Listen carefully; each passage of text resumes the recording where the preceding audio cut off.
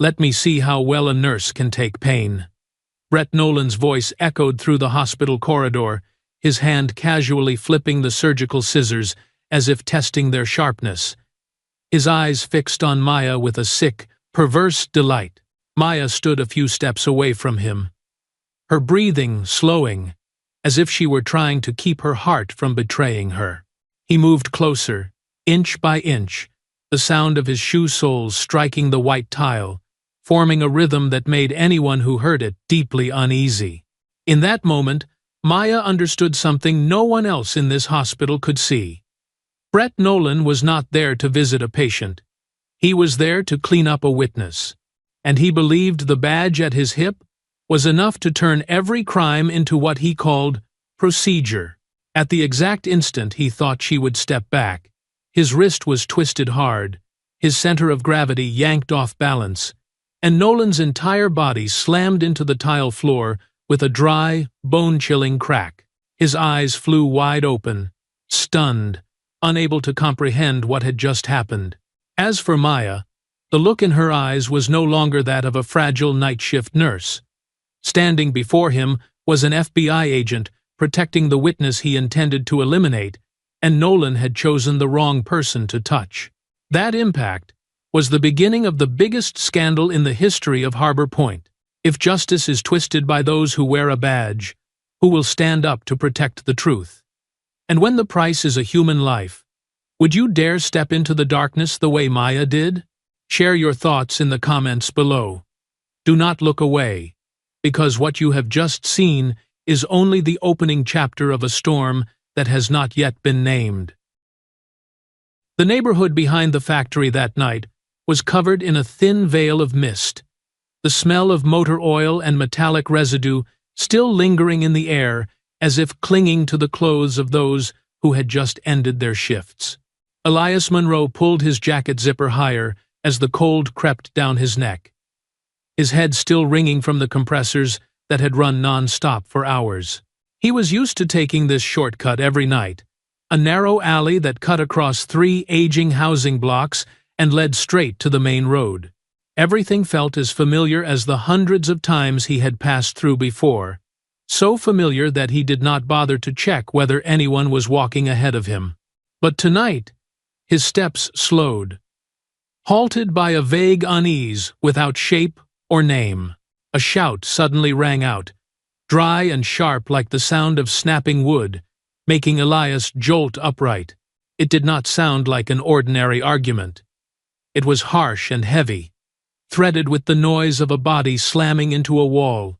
He ducked behind an old trash bin, his heart pounding wildly, as fear and instinct urged him to turn back and leave. In the weak yellow glow of a half-burnt street lamp, 2 figures grappled with each other, one struggling to break free, while the other delivered blow after blow with such force that the echoes struck the surrounding brickwork. Elias held his breath, fingers digging into the rim of the bin, no longer sure what he was hearing beyond the broken groans of someone nearing the limits of endurance. As his eyes adjusted to the darkness, Elias could see the entire scene clearly. The man overpowering the other was wearing a police uniform. The light reflecting off his shoulder made that unmistakable. A shiver ran down Elias's spine, so cold that his hands went numb. He whispered to himself that what he was witnessing was wrong beyond comprehension. And yet, it was unfolding right in front of him. He heard the victim trying to say something, only to be cut off by the next blow. The final sound reduced to air escaping from crushed lungs. The victim collapsed, his heavy body slamming against the concrete. The impact made Elias close his eyes for a brief moment in revulsion. The attacker stood there breathing hard for a few seconds, his shoulders rising and falling as if he had just released something long suppressed. He bent down and examined the body at his feet with a calmness so chilling it made Elias feel sick. He touched the victim's neck, then withdrew his hand. There were no more groans, no movement. The air thickened, as if the darkness itself had swallowed all the oxygen in the alley. Elias stepped back, trying not to make a sound. His hands trembled until his fingers stiffened. Yet, in that very moment, another instinct surged within him, pushing back the paralysis of fear. He slipped a hand into his pocket and silently activated his phone's camera. He could not think of anything else except the certainty that if he walked away without recording this, he would live the rest of his life haunted by guilt and torment. The faint glow of the screen beneath the fabric of his jacket made him clench his fist, as if reassuring himself that he was doing the right thing. Nolan turned his head with startling speed, as though he could hear Elias's breathing despite the distance being greater than Elias had thought. His eyes were so sharp that the darkness could not conceal them. Elias felt that gaze pierce through his thin jacket, fastening onto his chest and stealing a beat from his breath. There was something in those eyes darker than the alley itself, the look of someone who did not allow witnesses to exist. A gust of wind swept through, sending a chill down Elias's spine, but that shudder came from the threat radiating from the man. He moved toward Elias, stepping through a puddle, his voice hissing with rage. Elias clearly heard the splash of liquid against the man's boots. "Hey, stop right there!" The shout burst out like a blade stabbing into space. Elias recoiled in terror, but survival reflex took over, forcing him to turn and run at once. His breath hammered against his chest like heavy blows. The alley, already long, seemed to stretch twice its length as he sprinted toward its end. The sound of footsteps thundered behind him, not the reckless dash of a chase, but the deliberate pace of a hunt. Elias felt the distance between them shrinking. Water sprayed up onto the hems of his pants with every stride. He fought the urge to look back, tried to breathe deeply, but his lungs felt crushed, every breath burning with pain. In his pocket, the camera kept running, capturing every chaotic sound of the pursuit. Elias was so terrified his hands had gone numb, yet his legs kept driving him toward the light at the end of the alley. As Elias burst past the corner, his hand scraping along the wall to keep his balance, he heard a police radio crackle to life behind him, like a blow to the mind. A tense voice rang out, "Target acquired. Do not let him escape." The words slid into Elias's head as a sentence passed on his own life, driving him to run even faster, though his breath was already torn and ragged, as if he might collapse on the spot at any moment. Elias burst out of the dark alley like someone escaping the jaws of a great beast. The main road ahead was brighter, wider, and to him at that moment, it was the only way out. His legs felt unbearably heavy from running too long, his rapid breathing squeezing his chest tight. The night wind lashed against his face, biting cold, yet it sharpened his mind just enough. He glanced back, needing to know whether Nolan was still chasing him or had given up. Deep inside the alley, the flickering streetlight reflected off wet bricks. But there was no longer any sign of a human figure. That emptiness frightened Elias even more, because he understood that some hunters did not need to run to catch their prey. One wrong step, one missed breath, and this night could close the book on his life. On the water-slicked road, a few passing cars left long smears of light behind them. Elias braced a hand on his knee to steady himself, then stepped off the curb, hoping to find a taxi, or anyone at all who could help him escape this area. Distant horns echoed, carrying with them the smell of exhaust and gasoline. He looked left and right, forcing his thoughts back into order. But from the left corner of a parking lot, a dark pickup truck appeared, without him having heard its engine beforehand. Its headlights were off as it slid out of the shadows, as quietly as a stalking animal, making Elias stiffen as a sense of dread rose along his spine, vertebra by vertebra. The vehicle paused for half a second, as if studying him. That hesitation made Elias's legs weaken, because no ordinary car behaved that way. Just as he lifted a foot over the edge of the sidewalk, the pickup snapped its headlights on in a cold flash and roared to life. The strangeness of it stole his breath. He stepped back on instinct, trying to decide whether the driver meant to avoid him or do the opposite. In the next instant, the truck accelerated with terrifying intent, its rear tires skidding hard on the wet road, before charging straight at him, as if he had been targeted all along. Elias spun and ran in the opposite direction, his heart beating in chaos. No, not this way. The weak cry escaped his mouth like a desperate reflex. But the slick pavement betrayed him, his foot sliding out from under him. He stumbled, struggling to regain balance, as his body pitched sharply to one side. The shadow of the black vehicle swallowed him, stretching across the road like a warning of what was about to happen. The stench of hot rubber from sudden braking blasted into his face, stinging his eyes. The impact came fast and brutal. A deafening crack rang out as the vehicle slammed into Elias, hurling the full weight of his body into the air. The world spun before his eyes. The night sky shattered into fragments of light and dark. The phone in his pocket flew free, spinning several times before striking the asphalt, its screen flashing one last time.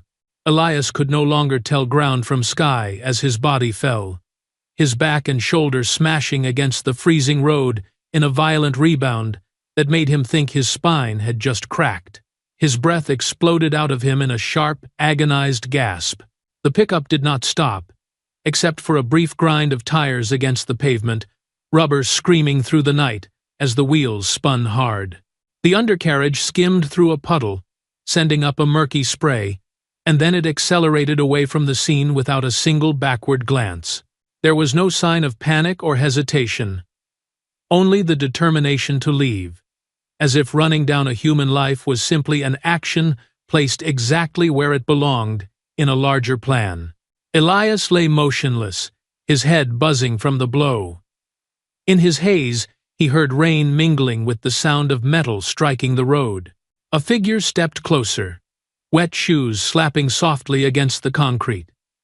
That person's breath came so near that Elias could feel its damp warmth by his ear. The voice was low, not angry, but carried a coldness that made Elias twitch on instinct.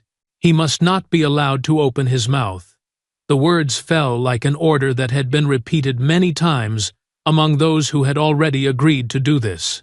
Each syllable slid into Elias's ears, slow and precise, raising hard gooseflesh along his skin. His consciousness drifted, yet his survival instinct forced his body to keep breathing. Every breath was a struggle, his chest burning with pain, likely from ribs cracked by the force of the impact. He tried to lift an arm, but it felt heavy as lead. If only he could scream, but his breath kept breaking apart. That faint, rasping sound was the only proof he was still alive, even though being alive at that moment felt more like a curse than a blessing. In his daze, Elias did not see the figure walk away. He only heard footsteps retreating, the soft splash of water beneath soles fading into the distance. A second of silence passed, then distant horns blended with the thin rain. Fear drowned out every other sensation. He tried to move his lips, but produced only a broken breath. A small light flared. Someone knelt beside him. That hand gently rolled him onto his side, as if searching for something. His phone lay a few steps away, its screen cracked across the middle but still glowing faintly. The figure bent down and picked it up without a word. One decisive motion made it clear he knew exactly why he had come. Just as the sound of an ambulance siren echoed from afar, the figure vanished into the rain, as if he had never existed at all. Yet the footprints he left on the road were stamped deep, like lines of text foretelling a disaster that would come knocking on the door of everyone involved. Elias remained motionless in the cold lane, the wail of the ambulance growing clearer and clearer. But he did not know whether it meant salvation or merely the first step into a longer stretch of darkness waiting ahead. The accident report sent to the hospital system simultaneously triggered an unusual alert that a federal center had been monitoring for weeks. They had been tracking a chain of abuse of power actions connected to Nolan and suspected that a new witness would soon emerge. When the initial identification of Elias matched surveillance data, the FBI understood that he could be a crucial link. Agent Maya Hale was ordered to embed herself immediately that very night, before anyone else could get to him. Street Meridian Hospital received Maya Hale with a white light so cold it was unsettling, growing sharper and more indifferent as the night deepened. The wall clock at the staff entrance crept toward 11:47 at night, its dry ticking echoing through the space between shifts. Maya swiped her card through the gate, the sting of disinfectant hitting her nose and reminding her of the role she would have to maintain all night long. The nurse's cover made every step appear ordinary, yet beneath the white uniform lay a mission that could alter many lives. She tied her hair back, smoothing the tail neatly against the nape of her neck, then pinned the name badge reading M. In the mirror, her face appeared calm, but her eyes retained a buried alertness. Maya entered the shift change room with the night nursing staff. Polite greetings murmured, weary yet courteous in the habitual manner of those long accustomed to working under pressure. Maya blended into the flow with ease, her hand movements and walking rhythm fluid, like someone who had worked night shifts for years. The head nurse checked the assignment board and briefly introduced Maya to a new patient admitted after a severe accident. Just a few short details about head trauma and broken ribs were enough to make Maya pause for a beat. She recognized the name immediately: Elias Monroe. The man who had survived an impact the mastermind had intended to turn into a death. A brief surge of emotion flickered through her, but Maya instantly restored her neutral expression.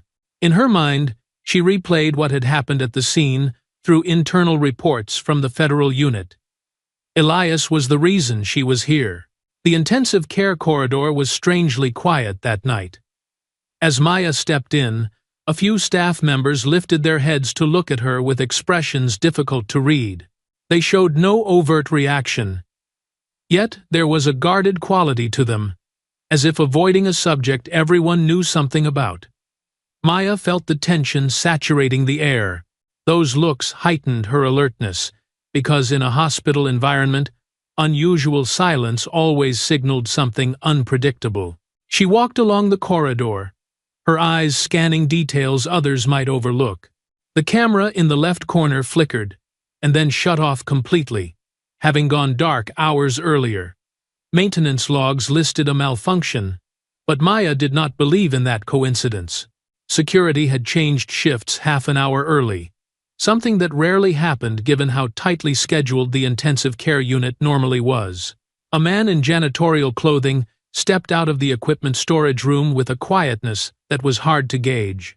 He passed Maya without looking at her, but his punctuality and repeated appearances over the past few minutes earned him a place on her mental list of individuals to watch. Maya stopped near Elias's room, pulled the medical chart from the rack at the foot of the bed, and checked every line. The heart monitor hummed steadily, each beep sounding like a confirmation that Elias still had time. She leaned closer, tilting her head slightly to see his face clearly. The bruises on his forehead and cheek were still dark, marks of someone who had taken a violent impact and been pulled back from the edge of death. Maya rested her hand on the edge of the bed and murmured that he had survived and needed to hold on to that fragile luck. Her voice was low and gentle, as if she were speaking to herself about the responsibility she carried. Heavy footsteps sounded outside the door.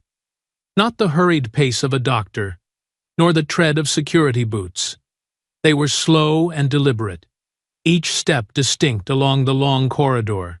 Maya tilted her head, her grip tightening on the clipboard more than necessary, muscles tensing by reflex.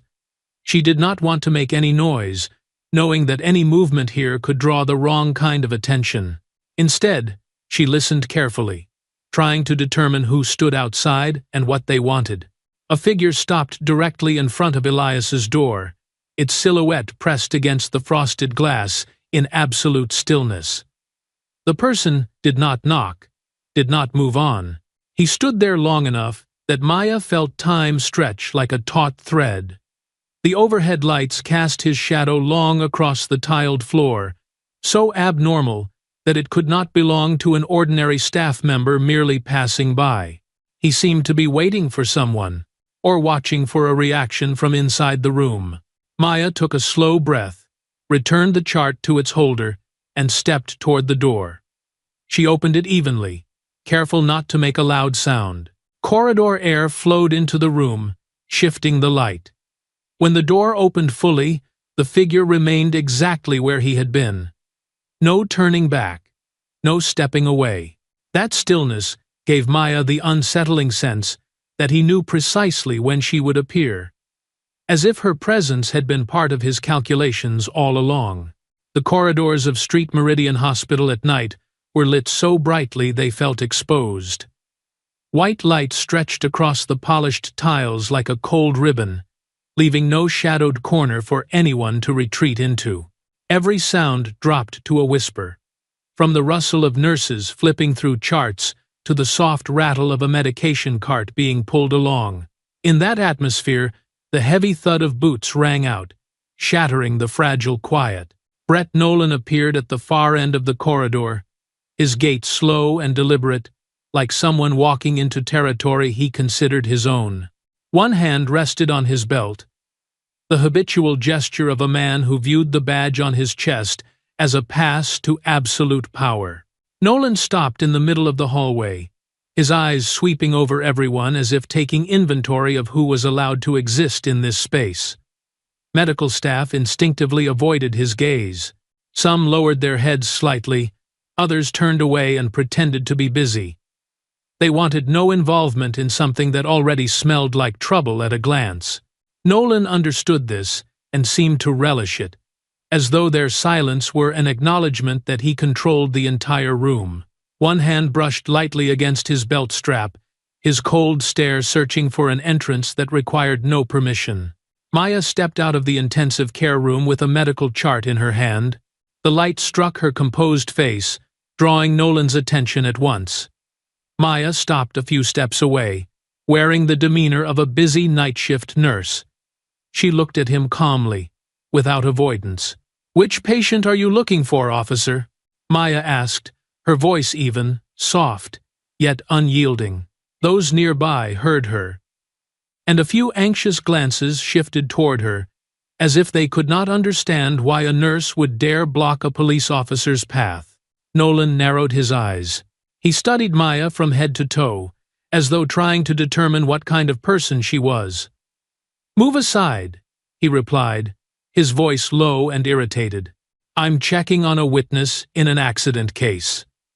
He stepped forward, pressing his presence, expecting her to retreat, but Maya held her ground. Nolan's breath carried the stale scent of old cigarettes clinging to his clothes, mingling with the hospital's antiseptic smell, an unpleasant blend of things that should never mix. "Intensive care does not allow unauthorized visitors," Maya said, still gentle, yet each word carried weight. "If you need something, speak to the nurse on duty." Nolan stopped directly in front of her, close enough to see the reflections in her eyes. He lowered his voice, so only the two of them could hear. "Do you know I could make everyone in this hospital lose their jobs?" The threat slid through the space between them like a sharp needle. He leaned in closer, brows drawn tight, as if a nurse daring to say no to him were a personal affront. Maya met his gaze. Not with defiance, but with the steadiness of someone who already knew exactly what kind of man she was facing. "I am following protocol," Maya replied, her voice very soft, without a trace of wavering. Nolan tilted his head slightly, his expression shifting into something unreadable, as if trying to tear away the cover she was wearing. His stare lingered longer than normal, long enough that those nearby could feel the tension radiating from the space between them. A brief silence, heavy as lead, settled over the corridor. Nolan's eyes dropped to the name badge on her chest, then returned to her face. "M. Hale," he repeated each letter slowly, as though committing it to memory. "You just came on shift tonight?" The question was not for information, but for probing. Maya kept her face neutral. "Yes, I took over earlier." Nolan held her gaze for another beat. clearly unsatisfied. He shifted slightly to the left, his attention drifting toward a medical instrument cart near the wall. His hand moved with the instinct of someone accustomed to using intimidation to get his way. His fingers brushed the cold, polished metal surface, then paused over a long, slender surgical instrument. Maya slowed her breathing, keeping her body from reacting too strongly. She knew this was a dangerous turning point. A man like Nolan, challenged in front of others, would choose to reassert control. He traced the edge of the instrument lightly, the sharp steel catching the neon light and flashing with a cold gleam. Maya did not take her eyes off his hand. Every muscle in her body tightened like a drawn wire, ready to snap in whatever direction was required. Nurses standing farther away began to notice Nolan's actions. A few took cautious steps back, sensing that the situation had shifted beyond normal. Nolan lifted the instrument from the metal tray, gripping the handle of the surgical scissors with a casualness that was deeply unsettling. He rolled his wrist slightly, as if testing the weight. Maya could see the reflection of steel in his eyes, glittering like someone who had just found an excuse to release the irritation he had been carrying. He glanced at her, the corner of his mouth lifting into something that was not quite a smile. At such close range, Maya could hear his agitated breathing, could see the faint twitch of fingers belonging to someone well accustomed to violence. She adjusted her own breathing, keeping her voice and posture calm enough that no one would guess her heart was pounding like a war drum. Everything in the corridor, the light, the hum of ventilation, even the cold itself, seemed to slow, narrowing the world down to the moment Nolan tightened his grip around the scissors. Nolan raised the surgical scissors to chest level, the steel reflecting a cold light that sent a chill through the spine. He tilted his face toward Maya, his voice low, hoarse, laced with a warped hint of pleasure. "Are you sure you want to stand in my way?" The medical staff, farther down the corridor, held their breath, unsure of what was unfolding but sensing the gravity of it. The hospital's white light washed over Nolan's face, revealing a twitch along the side of his nose, a sign of irritation that had slipped beyond restraint. Maya stepped back half a pace, her shoulders drawing in slightly. She allowed her hand to tremble just enough, adopting the posture perfectly suited to a nurse being threatened by a man with a badge. In her mind, she calculated the distance between them, the length of the scissors, and the direction from which Nolan was most likely to strike. Her cover required her to appear vulnerable, yet every breath was carefully controlled. A small part of her felt the tension tighten in her chest, while the rest of her was already accustomed to feigning fear to prepare for a counter. "Put that down," Maya said slowly and clearly, her eyes never leaving the hand gripping the scissors. She did not want to provoke him, but she also refused to let Nolan believe he could simply shove her aside with the authority of an officer. Her words echoed down the corridor, brushing against the white walls and returning thin like resolve pressed down too hard. She sensed every movement he made, from the tension in his shoulders to the slight turn of his feet. Nolan suddenly seized Maya's wrist. The motion was so fast and forceful that she had to restrain herself from reacting like an ordinary person. He twisted her wrist toward the wall, yanking her closer, her shoulders slamming against the cold tile. "I warned you," he snarled right beside her ear. The smell of cigarettes and raw anger blended into something suffocating. Pain shot through Maya's wrist, but not enough to break her focus. What unsettled her more was the sense that Nolan was enjoying the moment, as if he had been waiting a long time to teach someone a lesson. "Let go!" Maya shouted, her voice loud enough to make the corridor vibrate. The cry made several nurses turn at once. She let the sound carry all the agony of someone pinned against a wall, but in her eyes flickered something else. Her fury was not for the pain, but for the fact that Elias lay in a room just behind her, and could become the next target if she did not stop Nolan right now. Maya kept her wrist positioned so it did not appear too deliberate, allowing Nolan to think he had full control and lowering his guard. Nolan tightened his grip, His fingers dug into the bones of Maya's wrist with enough force to make anyone untrained collapse. "You should know your place," he hissed, shoving her shoulder harder into the wall. Maya felt every muscle in his arm coil toward his grip, a sign that he was about to drag her off balance and restrain her completely. That was the moment she had been waiting for. A single misaligned beat, just long enough for her to switch positions. Maya rotated her wrist in a small arc to slip the lock, her body angling sideways, exactly as drilled into her through countless counter-strike exercises. She dropped her center of gravity, planted her foot precisely behind Nolan to gain leverage. In an instant, she turned and used the torque from her hips to throw him to the floor. The movement was so clean and fast that Nolan did not even register what had happened. The sound of his body hitting the tile rang out hard and heavy, echoing down the corridor. The medical staff gasped. Someone cried out at the sight of a police uniform sprawled across the floor. Maya stood beside him, breathing hard to bring herself into the state of someone who had just defended herself, not an agent executing a mission. Nolan stared up at her in shock, mixed with humiliation. He braced his hands against the floor, trying to push himself up, but his body was still reeling from a throw so precise it had nearly stripped him of all balance. "She attacked a police officer!" Nolan roared as he regained his footing. The sound burst out thick with fury. He pointed at Maya, the scissors lying a few steps away. Hospital security rushed in at once. They did not know what had happened, but the words "attacked a police officer" were enough to trigger an instinctive response. Maya did not move, did not resist.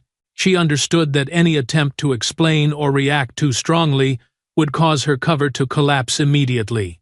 Two guards grabbed Maya's arms, pulling her back. She let her body go slightly slack, like someone stunned by how quickly everything had turned. They cuffed her, their movements clumsy with tension. Nolan stood nearby, his hands clenched, his eyes red with rage.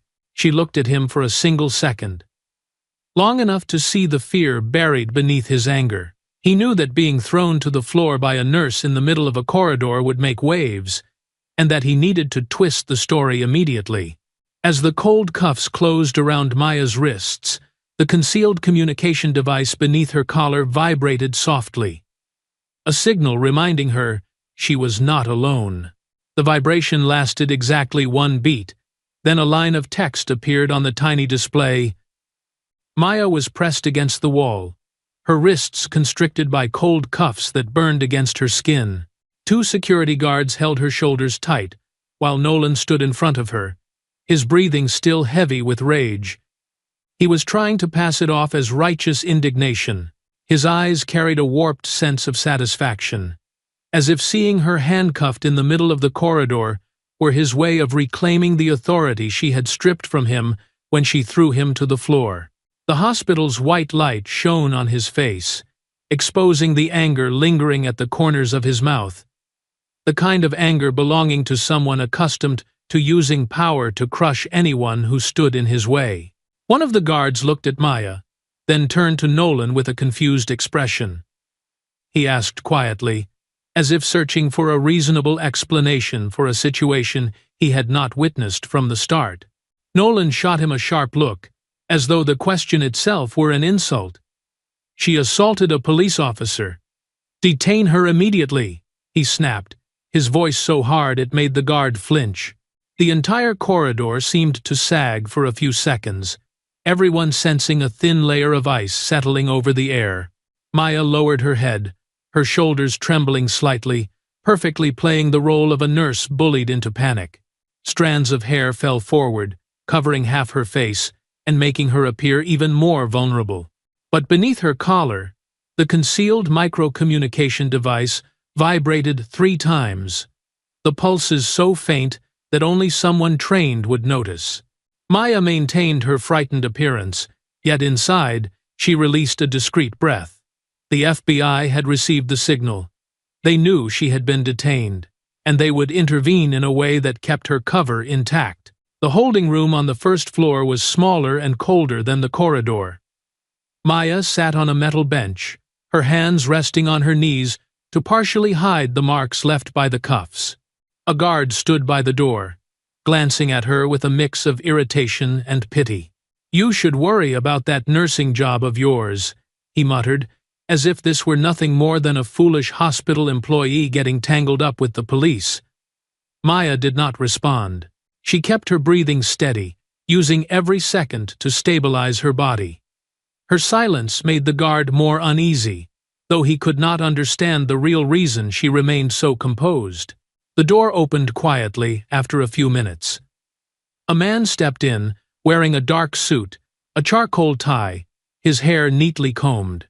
His face was expressionless, his gaze straight and calm, the look of someone accustomed to handling unfavorable situations.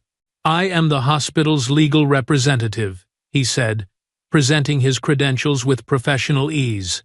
"I will handle this. This nurse is not going anywhere." His voice was low and decisive enough to make the guard straighten up by reflex. Nolan appeared a few seconds later, his face still marked by anger. He looked at the man with suspicion and irritation. "Who are you?" Nolan asked, his tone dropping as if preparing to challenge him. The man replied slowly, "The person the hospital hired to keep itself from being sued because of you." The answer cut through the room like a thin blade, slicing away the bluster Nolan had brought with him. The guard glanced from Nolan to the man, unsure where his loyalty should lie. Nolan's face darkened. He bit lightly into the inside of his cheek, his eyes dimming as he realized that pressing the issue further could entangle him in a situation that would not work in his favor. An officer accused of threatening hospital staff with a sharp instrument was no small matter. He stepped back half a pace, struggling to retain some authority in his voice. "I'll file a report about this." "Go ahead," the man replied, without even looking at him. Maya's cuffs were removed. A soft metallic click sounded as the lock released, a small noise that carried enormous meaning for her, the confirmation that her cover remained intact. The man gestured for her to stand and follow him. The guard opened the door immediately, likely eager not to be further involved in a confrontation he did not fully understand. As she passed Nolan, Maya did not avoid his gaze. She stood straight, lifting her chin slightly, so her voice would be clear and steady. "I'm still here, officer. Stay away from my patient."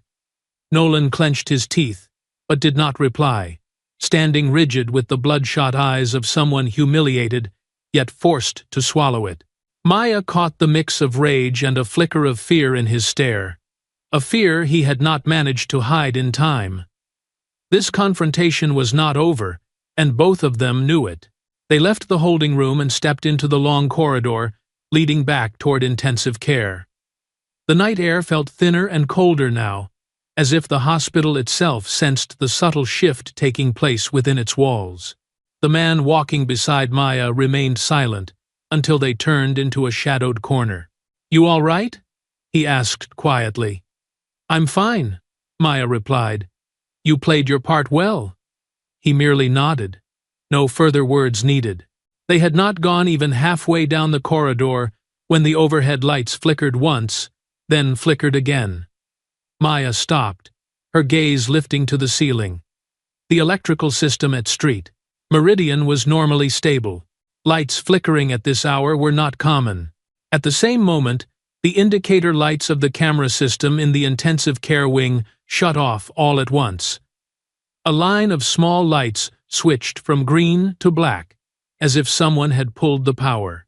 Maya tightened her grip on the edge of her coat, the sense growing that this was no ordinary malfunction. Someone had just entered the area where Elias lay, and they were not bothering with a disguise. They wanted the system dark, to do what Nolan had failed to accomplish. The moment the corridor lights went out, Maya sprinted toward intensive care room 212. The confrontation with Nolan had not thrown her off rhythm, but every second of delay felt like time itself was being squeezed tight around her throat. The area where Elias lay grew darker by the moment. The camera system was still down, and Maya understood clearly that this could not be a coincidence. But when she was still several sections away from Elias's room, a shadow pushing a floor-cleaning cart slipped ahead of her into the darkness so quickly that without close attention, anyone would have taken him for nothing more than a night shift janitor doing his rounds. Mercer moved through the corridors of Street Meridian with the presence of someone invisible. A light gray janitorial uniform, a baseball cap pulled low to block the glare of the lights, and a cleaning cart pushed in front of his chest made him indistinguishable from a weary maintenance worker on the night shift. But beneath the cleaning cloth tucked into the top compartment, a syringe filled with potassium was carefully concealed. The needle was capped with a thin layer of plastic, ready to be exposed with a single, smooth motion.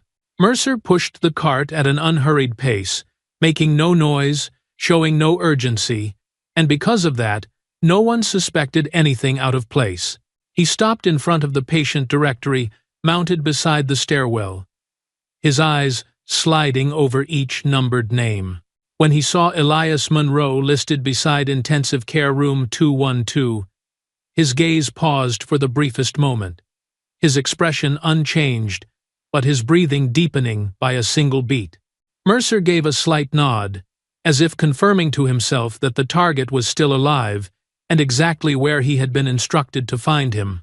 A nod without emotion, yet enough to mark death, moving one step closer to its prey. At the far end of the corridor, Maya caught sight of the familiar janitorial figure. She slowed, her eyes narrowing slightly. In this short shift alone, she had seen him pass through the intensive care area 3 times, an unreasonable frequency for a normal cleaning staff member. The way he moved, his excessive quiet, and most of all the timing of his appearance, precisely when the cameras went dark, told her the man ahead was not here to clean floors. A cold intuition slid down her spine, the same instinct that had saved her life during previous undercover operations. Maya kept her distance, refusing to move in too soon. Her fingers rested along the edge of the faux nurse's radio clipped inside her pocket, where a discreetly designed internal alarm button lay hidden. Pressing it would send a signal to the FBI surveillance team positioned around the hospital. But she did not press it yet. She needed certainty that the man ahead was a genuine threat before triggering a response that would plunge the area into chaos. Mercer continued toward Elias's room, his footsteps steady, echoing faintly like the rhythm of distant ventilation. He stopped at the door. His right hand slipped beneath the cleaning cloth, locating the potassium syringe wrapped in plastic. His fingers closed around it, registering the thinness of the glass tube, the cold weight of the liquid inside. From the room, the heart monitor beeped in a steady rhythm, sounding like the calm breathing of someone being protected. To Mercer, that sound was simply a reminder that the target still had time left to die. He opened the door with extreme care. Only a soft click sounded, not enough to draw attention, but enough for Maya, standing a few steps away, to hear it. Mercer stepped inside and closed the door behind him, pulling the curtain shut to form a complete visual barrier from the corridor. Under the white light of the intensive care room, Elias lay still, IV lines secured along his arm. His face was pale, but alive. Mercer looked at him for 1 second, his expression as cold as night water. "Sorry. Orders are orders." His voice was low and flat, carrying neither regret nor hesitation. The needle slipped free of its plastic cap. Mercer brought the syringe toward Elias's arm. One gentle press was all it would take, and the heartbeat would disappear within 20 seconds, leaving no obvious trace. He had done this many times before, and every victim slipped into silence before understanding what was happening. But when the needle was still a few centimeters from Elias's skin, a very faint sound came from behind him. Mercer spun around instantly, the reflex of someone who survived by never being seen. The curtain shuddered as it was kicked from the outside. He caught a glimpse of a figure lunging forward. Maya slammed the door open with a powerful shove, sending the curtain flying aside. Light from the corridor flooded into the room, washing over Mercer's face. Their eyes locked for a brief instant, a moment in which both understood the other's purpose. Maya was there to protect Elias at any cost. Mercer was there to erase him from the world without leaving a trace. Two opposing wills collided in sharp breaths, and the glint of the syringe still hovering in Mercer's hand. Maya charged straight at him, but Mercer reacted fast enough for her to realize he was no amateur. He slipped sideways, avoiding the direct attack, and swung his arm to shove the equipment cart toward her. The wheels hurtled forward with unexpected force, forcing Maya to twist aside. Metal slammed against the wall with a piercing clang, making several medical staff members farther down the corridor startle. In the instant of space created, Mercer slipped past the curtain and burst out of the room with the speed of a shadow. Maya lunged after him, but he was already running down the corridor, his long, solid frame moving in controlled strides that steadily widened the distance between them. He did not shout, did not leave frantic footsteps behind, only a silent, extremely fast motion. By the time Maya reached the corner, Mercer had vanished as if the hallway itself had swallowed him. She stopped, breathing hard, her eyes scanning every possible path. He was gone. No footsteps, no harsh breathing, as though Mercer had never been there at all. But when Maya turned back into the room, she saw the syringe lying on Elias's bed, its thin metallic sheen reflecting under the light. It was the clearest proof that Mercer had not completed his mission, and that he would certainly return. The room door 212 opened very softly, before Maya could steady her breathing after the near confrontation with Mercer. A man stepped inside, tall, broad-shouldered, his face hidden behind a surgical mask and a technician's cap. Maya recognized him instantly by the way he locked the door with a clean, decisive motion. He almost killed him. The man's voice was low, deep, and familiar. Agent Reeves had arrived at exactly the right moment, as he always did when assigned to support her in federal operations. Reeves moved quickly to the bedside. The white light reflected off Elias's slack features, while the heart rate on the monitor spiked and then dropped again, compressing the entire room into a single knot of tension.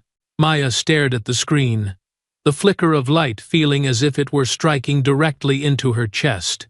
"We almost lost him," she said, her voice slipping for a beat. Elias's breathing rose and fell, each breath like a fragile door barely opened between life and death. Reeves bent down and picked up what Mercer had left behind. The small syringe lay on the bed, its cold metallic sheen tightening his jaw. "Potassium," he said, his voice dropping as he restrained his anger. "One dose is enough to write it off as heart failure." He looked up at Maya. "All it takes is the needle touching skin." His fingers turned the syringe slightly, as if sensing the cruelty still clinging to it. He slipped it into his personal evidence pouch, a small gesture that carried clear resolve to find whoever had given the order. Maya folded her arms, her gaze hardening. Nolan didn't do this alone. Her voice was low, sharp like broken glass. The past hours had been enough for her to understand that the recklessness of his actions could not come solely from the ego of an overreaching officer, but from a far stronger protection standing behind him. "Someone wants Elias gone inside the hospital." The words landed like a sentence that needed no court to pronounce it. Reeves nodded, unease flashing briefly in his eyes. "No doubt about it." Inside, from the corridor outside, came the sound of hurried footsteps, along with doctors calling out to one another in mounting chaos. News of an intruder in the treatment wing spread like cold air slipping through every patient room. Some ran toward intensive care, others called their superiors.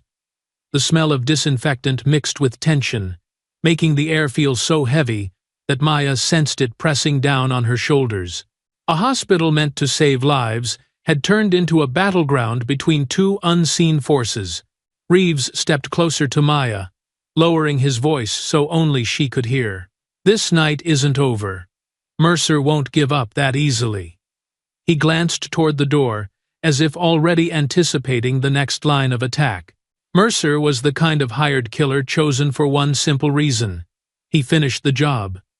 Exposing his cover once did not mean he would retreat. If anything, it meant he would come back more aggressively, especially after being interrupted just seconds before killing his target. Maya clenched her fist, her nails pressing lightly into her palm to keep herself grounded. "Then we'll meet him again." She did not speak like someone issuing a challenge, but like someone already counting the seconds until the next encounter began. Every heartbeat Elias managed to hold on to pushed her closer to an unyielding resolve to keep him alive at all costs. A witness hunted so relentlessly that someone like Mercer was deployed meant the truth Elias carried was far more valuable than anyone had imagined. Reeves looked at Maya, his gaze steady. "He's our only witness.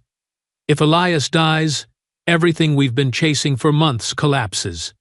He said it as much to himself as to her. In the darkness of the hospital, only 3 people knew that the fear of an ordinary citizen had become entangled in calculations far larger than any of them. On the monitor, Elias's heart line suddenly jumped into an irregular beat.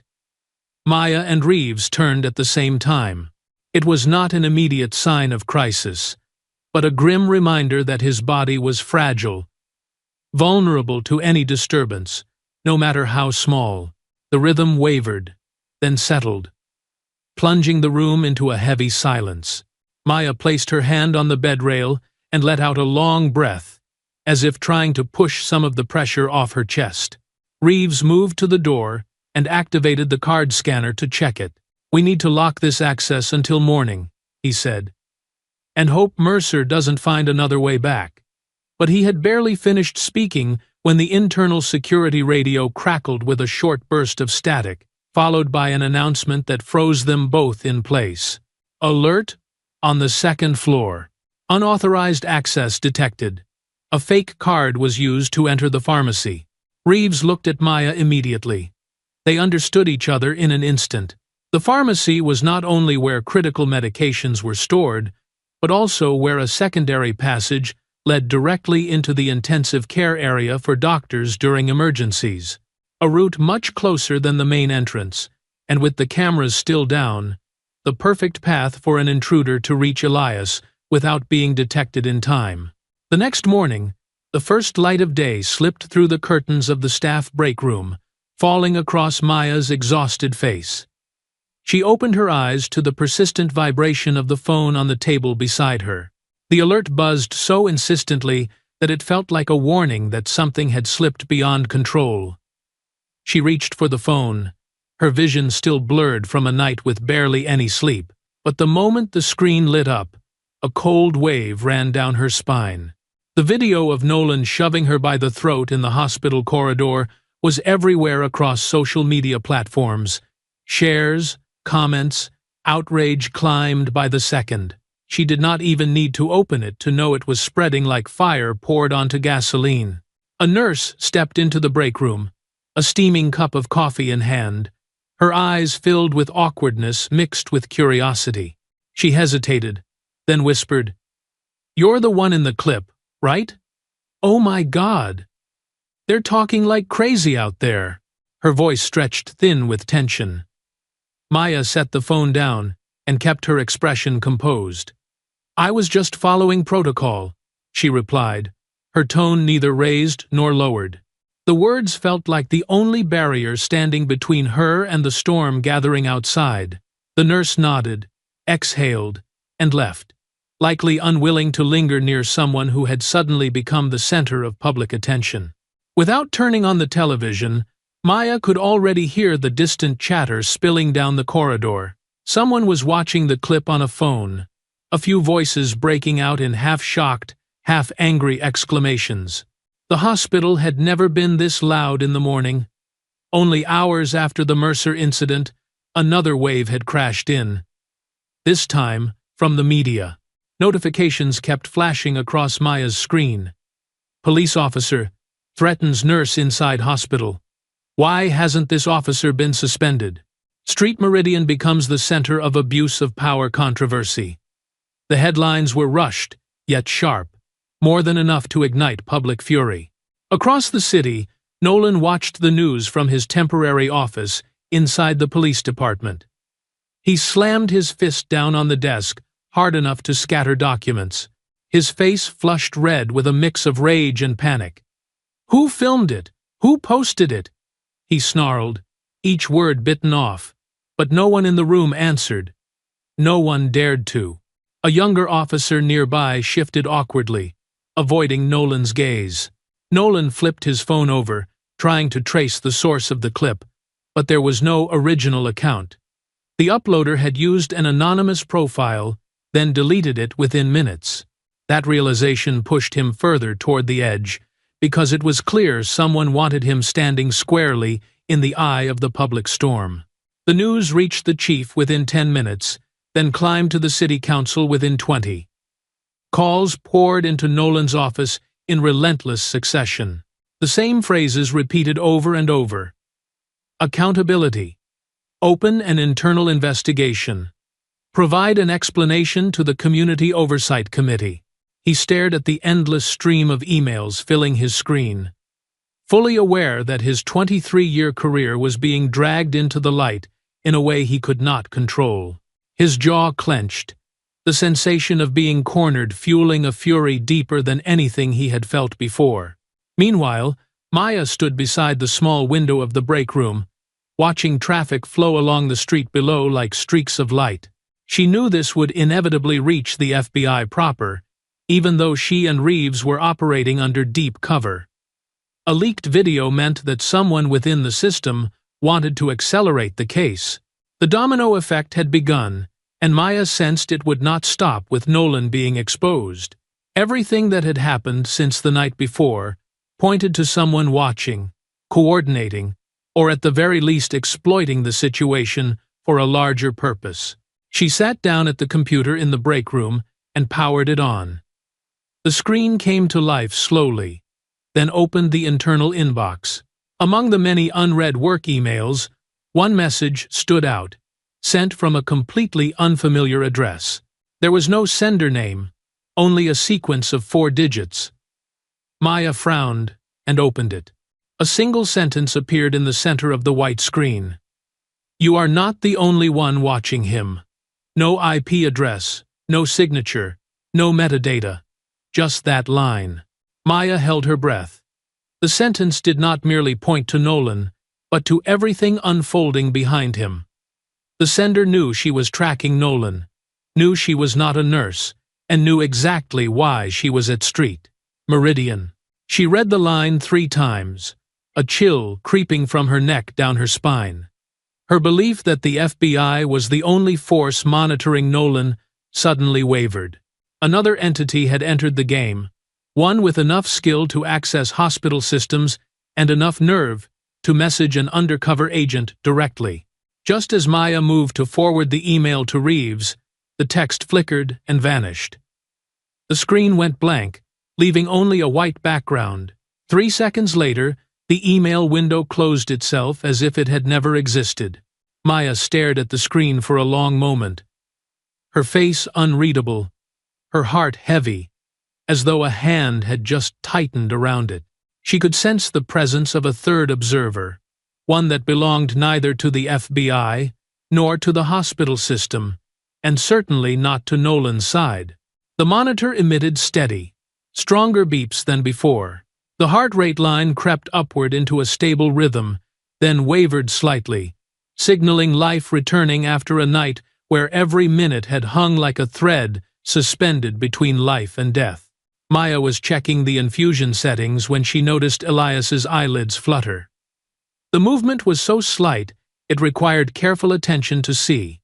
But to Maya, it mattered more than any number on the screen. She moved quickly to the bedside and lowered her voice. "Elias? Can you hear me?" The intensive care room lay under a muted white glow, the lights reflecting off his pale features. Elias struggled to lift his eyelids, his breathing heavy and broken. as if his lungs were learning how to function again from the beginning. His cracked lips released a few disjointed words, his voice hoarse to the point of strain. Common turns. Maya leaned closer, resting her hand on the bed rail to steady herself and to let him know she was right there. "You're safe," she said gently but firmly. "He can't get in here anymore." She tried to give the words enough weight to calm him, even though she knew they were not a guarantee. Mercer was still out there, and no one could predict where he might strike next. Elias shook his head slightly. The movement was minimal, yet filled with despair. His eyes opened wider, pupils contracting under the ceiling lights. That look was not merely the fear of someone who had narrowly escaped death. It was deeper, heavier. Not just him. Elias breathed hard, each word scraping his throat. "They know I'm alive." The sentence made Maya straighten instantly, her spine taut like a wire pulled tight. The word "they" was not vague. It meant more than a single name. Elias was not talking about Nolan. He was talking about a group, a system. A larger darkness was looming over everything that had happened over the past 2 days. Maya met Elias's gaze and stayed silent for a few seconds. She wanted him to calm down, but she also knew this moment mattered. Elias was remembering. Elias understood that what he had witnessed that night was not an accident, not random violence. He was beginning to see its true nature. Maya lowered her voice. "Are you ready to tell me what you saw that night?" She spoke as someone placing a key before a man standing between 2 doors. Elias pressed his lips together, his throat moving faintly. In his still, watery eyes, fear and helplessness collided, like 2 trains rushing toward each other from opposite tracks.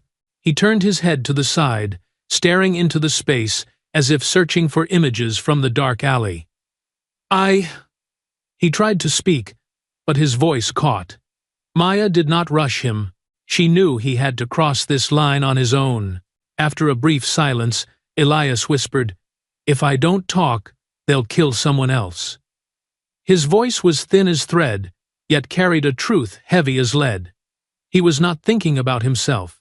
He was thinking about innocent people who could continue to be harmed if he stayed silent.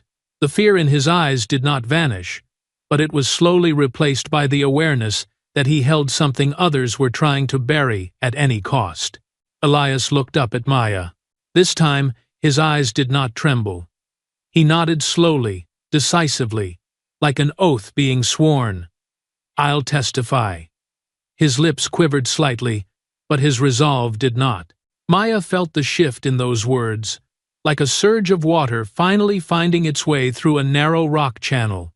In that moment, Maya saw 2 things: a courage no one could teach, and a danger multiplying exponentially. Because once Elias agreed to testify, every force that had tried to kill him would not stop. She looked at him with quiet respect. "We'll protect you," Maya said. "All the way to the trial." Elias closed his eyes and released a long breath, like someone finally letting go of a weight in his chest. Maya stood, adjusted the blanket, and checked the monitor once more. The heart rate was steadier, though still weak. Yet it carried a different rhythm now.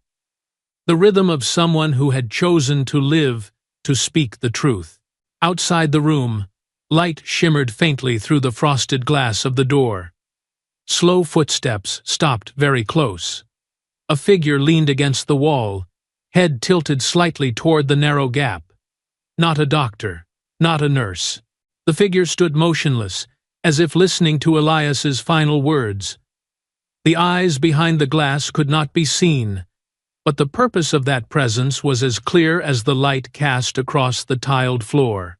The intensive care room glowed softly under steady overhead lights, yet the air felt heavy, as though something were waiting to happen. Maya sat beside Elias's bed, her voice lowered as she explained WITSEC. She tried to use the simplest terms possible to help him understand that once he entered the witness protection program, he would be kept absolutely safe. Elias shook his head, his face gaunt, but his eyes hardening. "I don't want to disappear," he said, his breathing uneven. "I still have my mother. I'm all she has. I can't let her think I'm dead." His words made the room feel smaller, as if the weight of family responsibility were pressing against the chests of everyone present. Reeves stepped in at that moment, his face marked by the fatigue of someone who had not slept properly for hours. He braced a hand on the bed rail and looked at Elias with rare sympathy. "If you leave the hospital without entering the program," he said, "we can't protect you all day." There was no threat in his tone, only the dry truth of professional reality. Elias looked from Maya to Reeves, his eyes trembling slightly. "I just want to live like a normal person," he said slowly. "Just a few days, until the hearing. After that, whatever happens, happens." Maya tightened her grip on the bed rail, a chill spreading into her fingers. "Elias," she said, "they won't stop." She had seen how Mercer operated, had witnessed the ruthless intensity of those backing him. They were not the kind of criminals who simply walked away. The longer Elias stayed alive, the more desperate they would become. The peace he wanted was something they would never allow him to reach. Yet Elias held his gaze steady, as though he had chosen to face the darkness with nothing but his own honesty. An internal call suddenly crackled through the wall speaker. The receptionist announced that the next security shift was on its way up to intensive care, but would be delayed 10 minutes due to a technical issue in the basement. Maya immediately turned to Reeves. 10 minutes sounded insignificant to an ordinary person, but to those intent on killing Elias, 10 minutes was enough to erase a life. Reeves frowned, his eyes sharpening. "A delayed shift? That's not right. Our teams are never late." He straightened, as if a current had run through his shoulders. "I'm going to check." The door closed behind Reeves, leaving Maya and Elias alone, the room suddenly feeling larger and colder. Elias looked at Maya, his lips trembling with pain and fear. "Don't worry," Maya said. "I'm here." But even she could hear the uncertainty in her own voice. She had just touched the bed rail when the door opened again. A patient transporter entered, pushing a spare bed. He wore a blue uniform, a mask covering most of his face, leaving only his eyes, which showed no emotion at all. He raised a stack of charts for Maya to see. "Patient Elias Monroe is being transferred to respiratory support," he said. "Order from the attending physician." Maya took the chart and flipped a page. Everything appeared legitimate. Correct forms, correct room designation, reasonable timing. Yet something made her neck tense slightly. "Who signed this transfer?" Maya asked, her eyes still on the paper. The signature read Dr. Henley, but the handwriting was fainter than usual, as if photocopied or overprinted. Elias tried to turn his head, confusion plain on his face. Maya set the chart down, her gaze no longer gentle. "I didn't authorize this," she said. "Who ordered the transfer?" The transporter dipped his head slightly, his voice flat, mechanical. The attending physician asked for it to be done quickly. The way he answered thickened the air. He did not look Maya in the eye, something rare among hospital staff accustomed to constant communication under pressure. Then he stepped to the head of Elias's bed and reached for the push bar. Maya took a step back, her mind racing as she glanced at the name badge on his chest. The internal identification code did not match Street Meridian's standards. His badge carried 5 characters, while the hospital always used 6, a detail too small for most people to notice. But to Maya, it rang like an alarm bell. She felt the hairs along her spine rise one by one. "Wait," Maya said, her voice dropping. "Let me see your badge." The transporter paused for a fraction of a second, so brief it was almost imperceptible, like a missed breath. He turned slowly toward Maya, and in his eyes flashed something colder than the steel of a surgical blade. The corridor leading to the discharge exit descended into chaos beneath Maya's ragged breathing. She ran alongside Elias's gurney, moving fast, while one hand clutched the unopened medical chart. "Stop! I haven't checked the orders yet." Her voice rang out, sharp against the early morning stillness of the discharge wing. Corridor lights reflected off the tiled floor, stretching Maya's shadow into a violent diagonal streak behind her. The transporter hesitated for exactly a second, long enough for Maya to catch the flicker of confusion as he turned his head. But it vanished so quickly, it sent a chill through her spine. He leaned forward, suddenly shoving Elias's gurney hard toward the double doors ahead, the wheels shrieking as the speed jumped unnaturally. He bolted, long strides, eating up the distance like someone intimately familiar with the hospital's twisting routes. Elias lay motionless on the gurney, his weak hand clawing at the sheet beneath him, the effort too feeble to slow anything down. Reeves burst out from the corridor to the left, sprinting straight toward them with an urgency Maya had never seen before. "Maya! That's not our guy!" Reeves's voice cracked with tension. He spoke while reaching for his radio, but Maya knew there was no time for that now. The discharge doors were only a few meters away, and Elias's gurney was racing out of control. Reeves's face tightened. His eyes met Maya's for a single instant, packed with warning, "Do not rush blindly into danger." The double doors flew open as the gurney slammed through them, the impact detonating like a sudden collision. Outside, air surged in, carrying cold and the faint scent of a dew-soaked morning. Elias tried to lift his head, eyes clouded by pain medication, turning toward Maya. He attempted to say something, but his voice was so weak it dissolved into the wind. "No. Don't." His breath seemed to be torn from his chest, leaving him lying there in a flight with no clear destination. Maya ran, reaching out, trying to grab the rail of the gurney. The distance between her and Elias felt like only a few steps, yet stretched into infinity in that instant. "Stop!" she screamed. But her voice was swallowed by the open space beyond the doors. The doors still trembled faintly from the gurney's violent impact. From the right, out of the dark slit of the staff parking area, a black pickup roared to life as if it had been waiting. Its headlights stayed off, only a dull reflection from the overhead lamps gliding across the hood. The engine sputtered, and the truck surged forward at a speed so great the front tires skidded across the pavement, producing a chaotic sound where rubber and metal screamed together.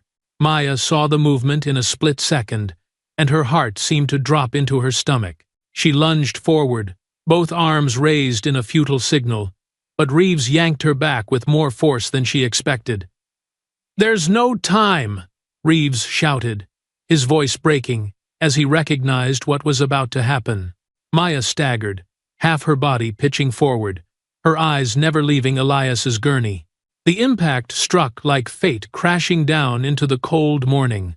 The sound of metal meeting metal, of flesh and bone colliding with speed, thundered through the parking area and slammed back against the hospital walls. Elias was thrown into the air in a motion so painful and slow that Maya felt every detail carve itself into her memory. He hit the pavement, his body folding at an unnatural angle.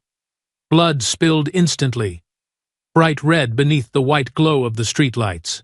Maya tore free from Reeves's grip and collapsed to her knees beside Elias, her knees hitting cold, damp concrete. "Elias, look at me," she pleaded, her voice trembling until it shattered each word. Her hand pressed against his chest, feeling his breath slipping away like sand through her fingers. "Elias, keep your eyes on me," she spoke while cradling his head, trying to hold him in the moment just a little longer. But Elias's eyes were already clouding, dimming as though a veil of fog were drawn across what little light remained. Reeves rushed in and checked his pulse. His face tightened, brows lowering as if trying to trap the last fragment of hope. But Elias's pulse was so faint, it was almost gone. Maya gasped, her hands shaking close to the edge of control.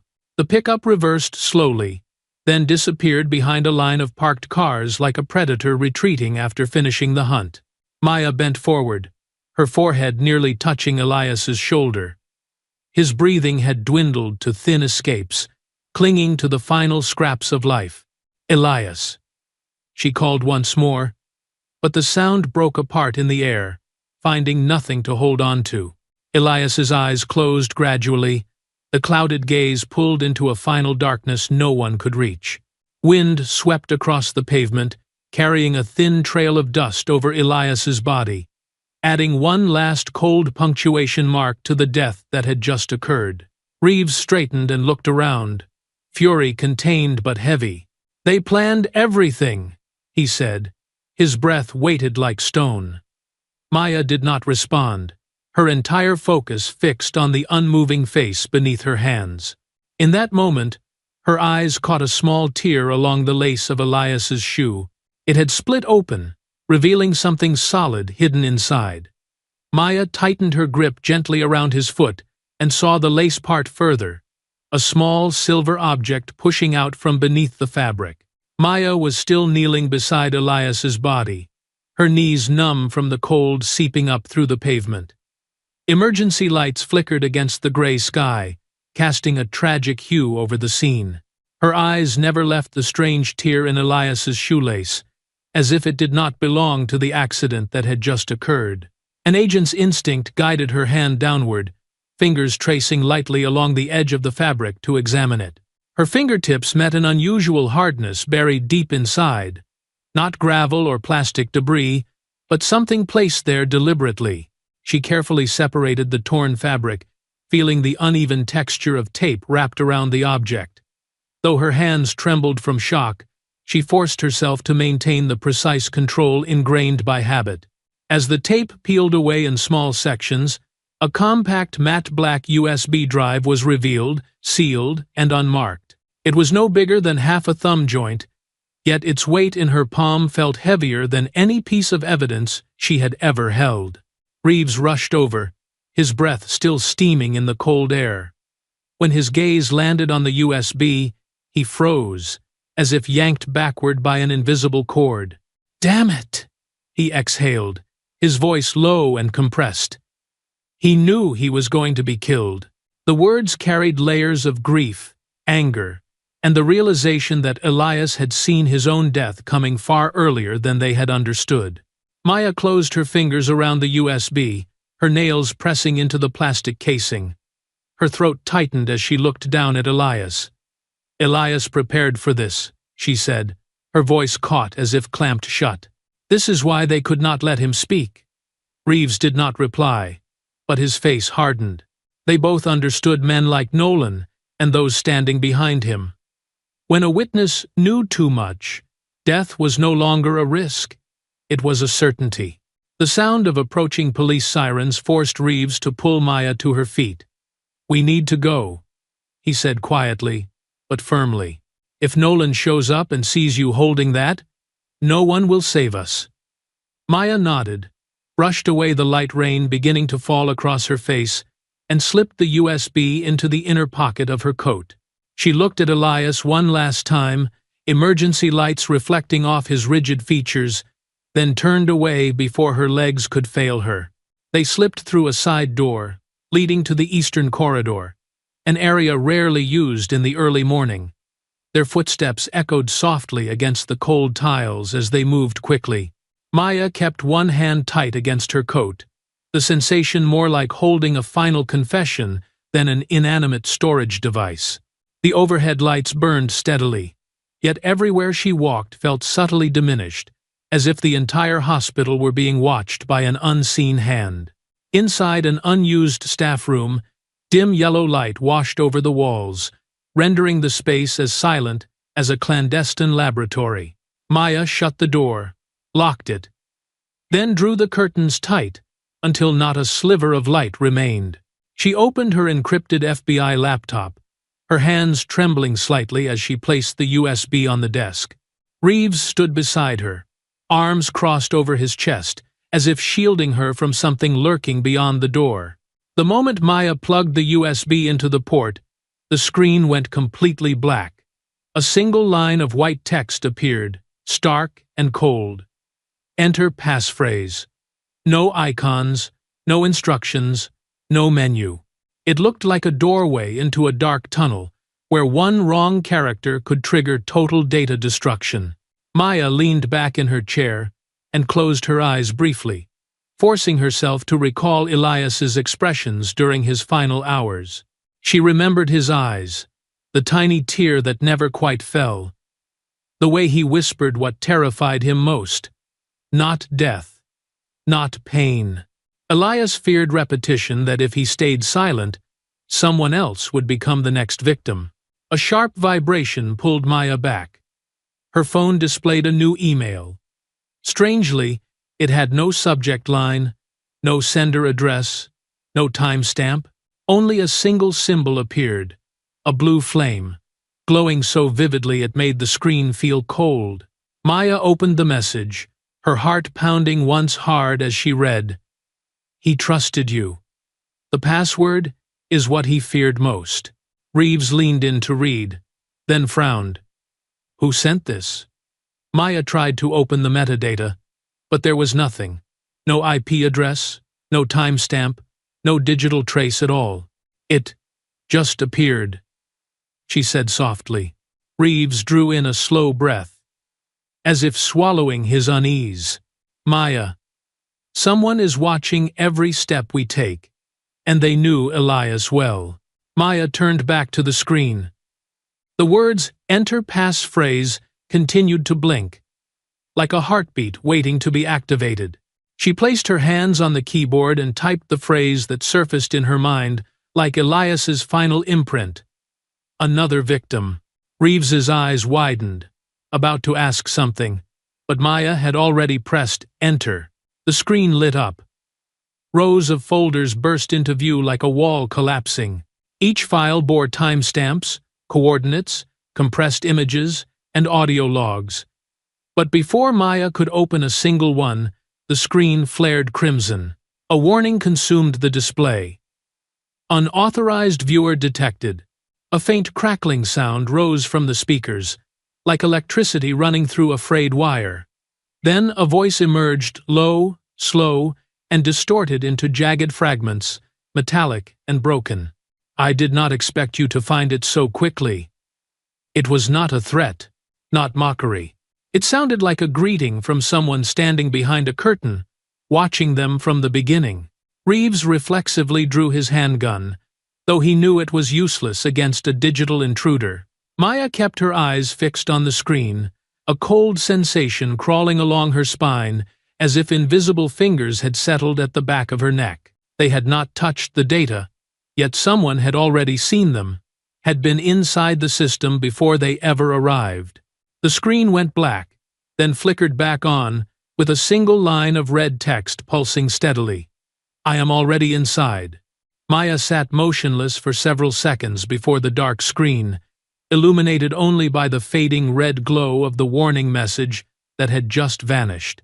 She felt a hollow, icy void run down her spine, as if the small room had tightened around them because of the unseen presence of a third party. Reeves stood behind her, his breathing heavy with restrained tension, while the USB remained lodged in the computer port like a fragment of Elias that refused to leave this world. Maya placed both hands on the keyboard, calmer this time.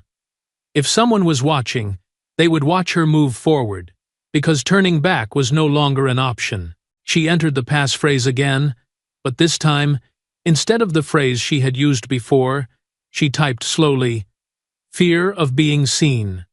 It was something Elias had never said aloud, but Maya had seen it in the way he avoided other people's eyes, in the slight tremor that surfaced whenever he spoke about being noticed by Nolan.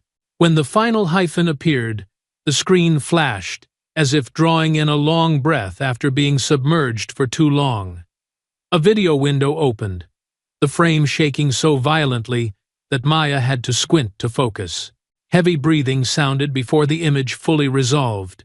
The camera was inside a jacket pocket, light filtering through fabric and turning everything a thick reddish brown, then abruptly clearing as Elias pulled the phone out. His breath stuttered, layered with the pounding of footsteps on pavement. The frame froze at the corner of the alley, the sickly yellow streetlight slanting across the ground. Nolan emerged in the frame like someone raised by darkness itself, both arms driving force again and again into the man lying at his feet. Each blow made Elias breathe harder, and made Maya's wrists tense as she watched. Reeves stood behind Maya, leaning in to see more clearly. The light from the screen carved sharp lines across his face, every one of them tight. "We have everything," he said, his voice low and weighted. "No one can defend him after this." Maya did not respond, because the video had shifted to a moment that stopped her breath. Nolan paused mid-assault and turned his head, as if sensing he was being watched. He stepped closer to the camera, his face filling the frame, every twitch of fury laid bare. His eyes locked directly onto the lens, so close that Maya felt as though he were staring straight out of the screen at her. The image shook violently as Elias hid the phone again, then caught the frantic moment of his escape. The video ended there, shrinking into a smaller window with several auxiliary files alongside it. But before Maya could move the cursor, a hidden tab flared open without warning, glowing like an eye snapping open in the dark. "Remote viewer? Active." The words drained the warmth from the room, as if a cold current had slid across the back of Maya's neck. Reeves cursed under his breath, and instinctively lifted a hand in front of Maya, a reflexive shield. Maya immediately severed the remote connection, lines of code racing across the screen as if wrestling to drive an intruder out of the system. But just before the window shut completely, a line of text flickered into existence like a whisper in the dark. "Keep going. Do not stop." It vanished in an instant, yet left a palpable aftershock in a room that contained no one but the two of them. Reeves drew in a deep breath, forcing himself to stay steady. He looked at the USB as if it were an explosive device that could awaken at any moment. Maya closed the laptop for a brief beat, then opened it again to allow the system to lock temporarily. The glow of the screen reflected in her eyes, and within them was not only grief for Elias's death, but a new alertness, sharper than hatred. "Someone else is following this case," she said. "Not the FBI, not the police, a completely different group." Reeves did not argue. He understood it from the sheer sophistication of the intrusion, and from the voice that had said, "I am already inside." He braced his hands on the back of the chair and leaned forward, then spoke quietly. "We have to hand this to the prosecutor. Immediately. We cannot hold it for long." Even as he said it, hesitation flickered in his eyes. The USB held the truth, but it was also bait, drawing whoever lurked in the shadows ever closer. Maya turned back to the screen, where the frozen image of Nolan standing in the alley showed blood staining his knuckles like the mark of someone unafraid of being seen. But Elias had seen him, and now Maya was seeing in his place. She set both hands on the desk and steadied her breathing. She knew that once this USB appeared before a grand jury, the mask of an entire system would fall away, and whoever stood behind Nolan would not remain still. As Maya rose to her feet, her phone chimed with a short, sharp notification. Reeves flinched, his hand tightening around his weapon. Maya unlocked the screen and immediately felt a chill spread from her palm up her arm. The message came from the same sender code as before, marked with the blue flame symbol. The text contained only one line. "When the video goes public, someone else will die. Choose the timing." Maya stared at the message for a long moment without blinking. It was not a violent threat. It read more like a warning, a cold prophecy sent from somewhere unseen. Reeves stood beside her, his eyes shifting from the phone to her face. "What kind of game are they playing?" he asked, his voice tightly controlled. Maya slipped the phone into her coat pocket, her throat dry as if filled with dust. "I think there is another force pushing this forward. Not to kill Elias, but to bring the truth into the light at the right moment. Reeves frowned, clearly unwilling to believe it, yet unable to dismiss it. Maya looked once more at the USB. It lay there, small, but heavier than the burden of any single case. Now it was no longer just evidence. It was the flame that the sender, marked with the blue fire, wanted her to carry forward. Prosecutor Daniel Reyes's office was lit by the pale yellow glow of a desk lamp.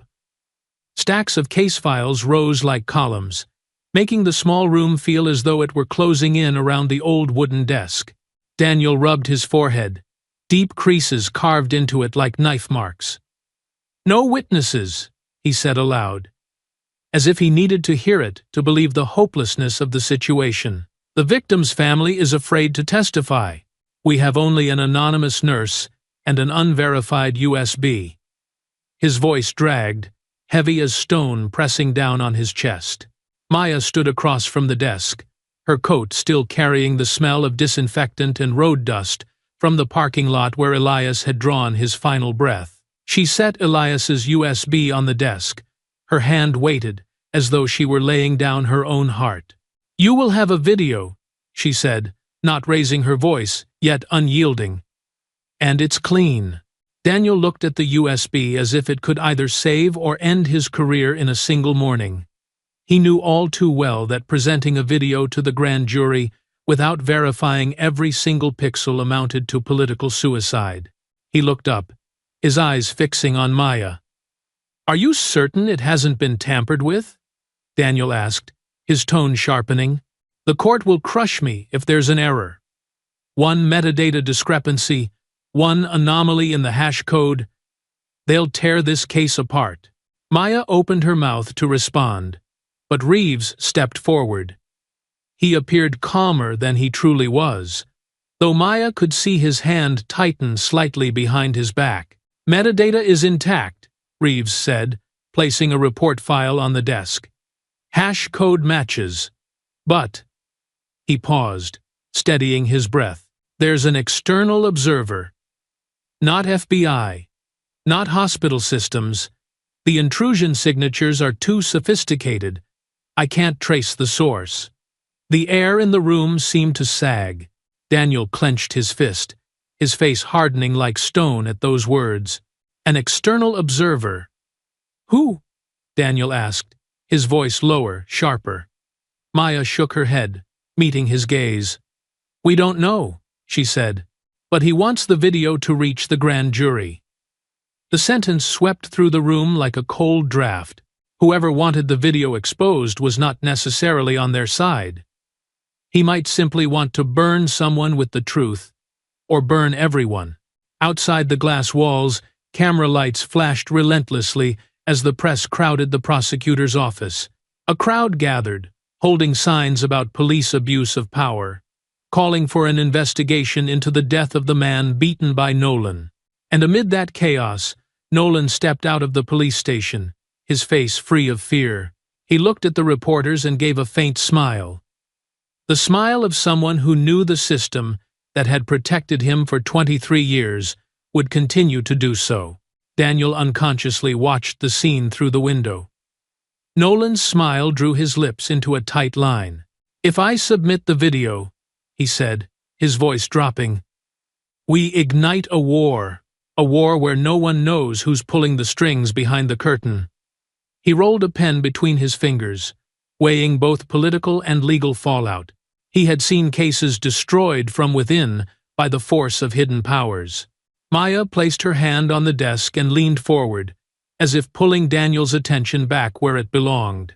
"If you don't," she said, "someone else will die. It's that simple." It was not an accusation, nor a warning. It was simply the truth Elias had paid for with his life. Reeves glanced at Maya, then nodded faintly, silently confirming that her words were the only solid ground they had left. Daniel closed his eyes for a few seconds. When he opened them, the look in his eyes was sharper and more tired.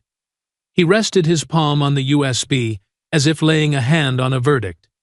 "All right," he said.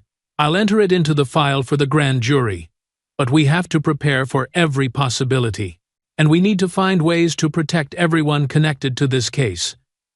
As he spoke, he reached for the cold coffee on his desk and took a sip, easing his dry throat just a little. At that moment, a light knock sounded at the door.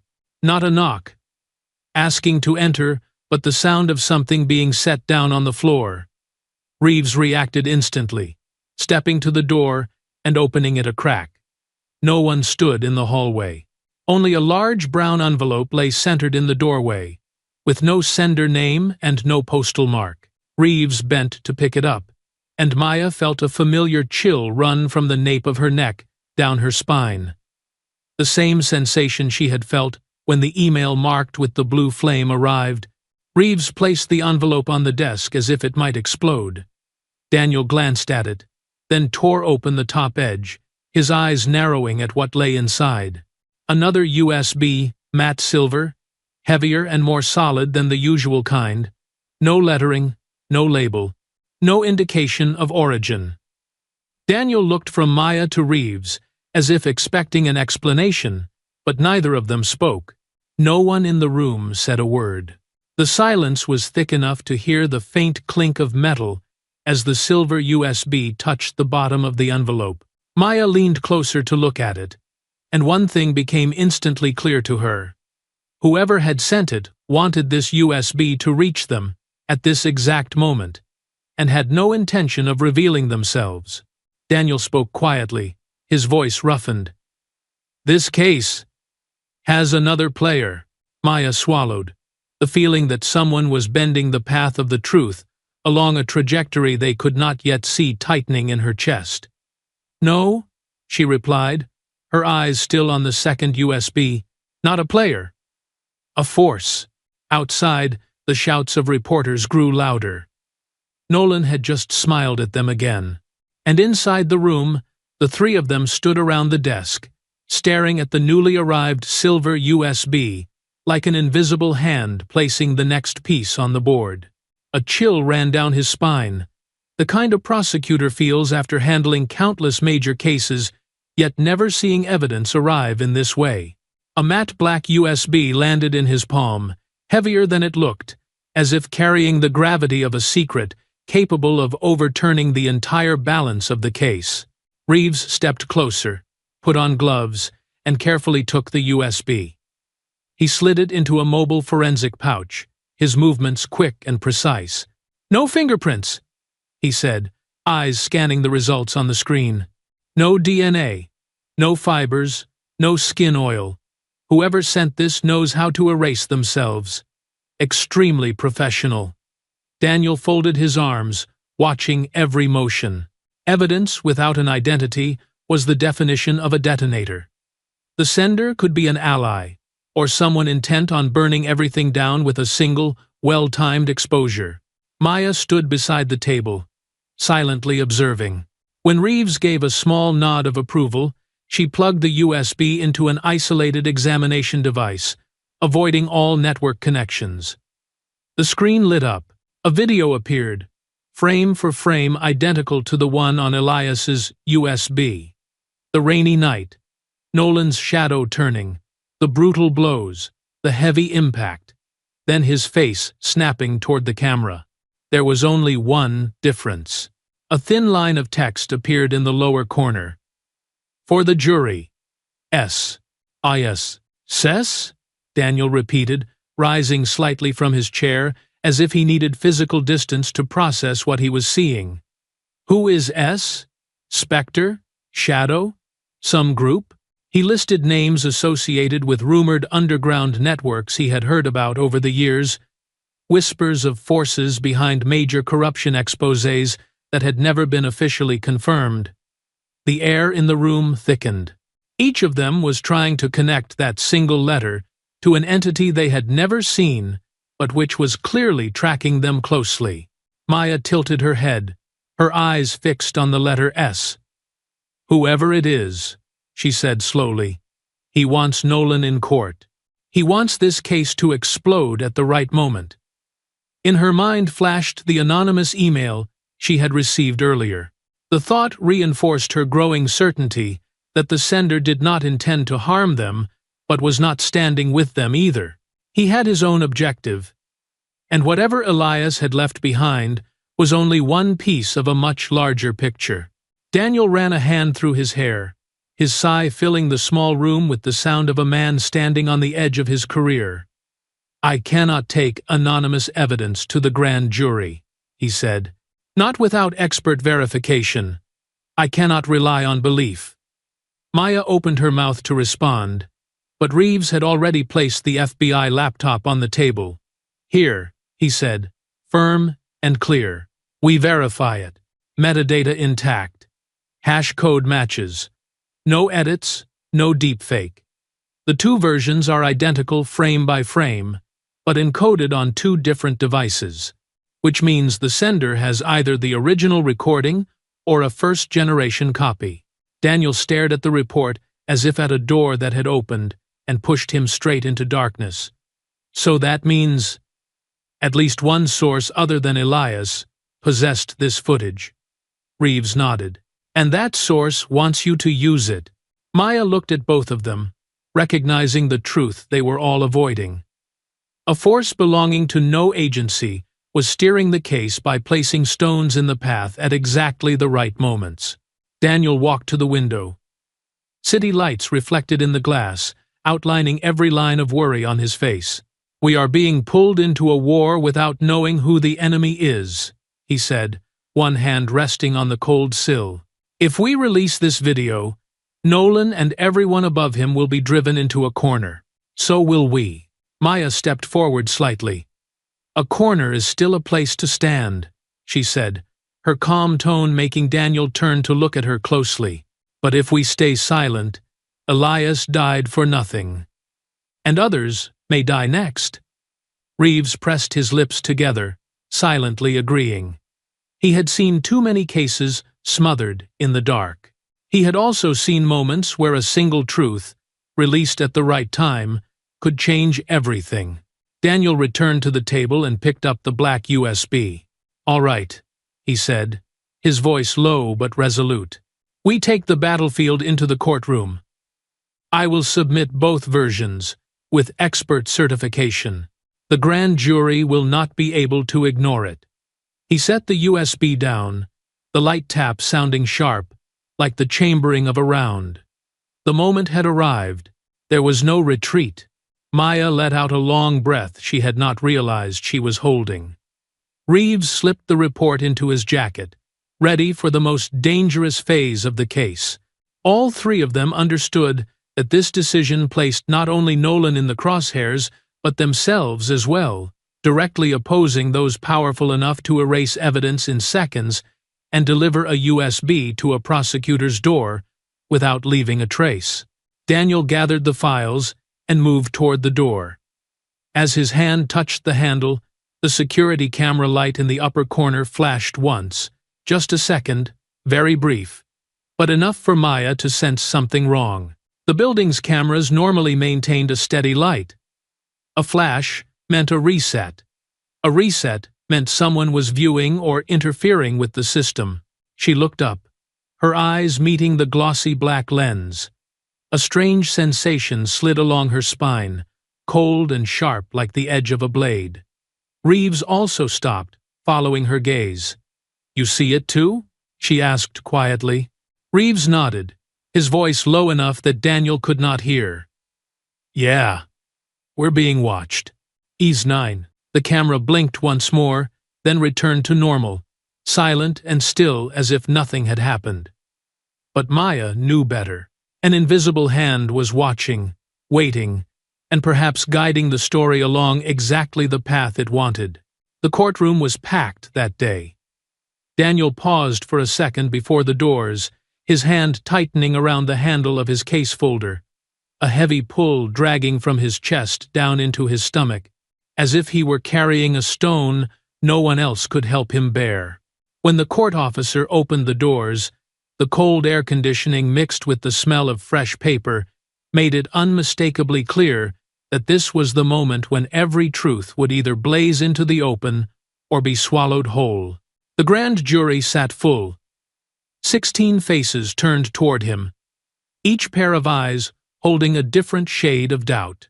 Across the room, Nolan leaned back in his chair, arms crossed over his chest, gray eyes sweeping over Daniel as if he were nothing more than a minor obstruction.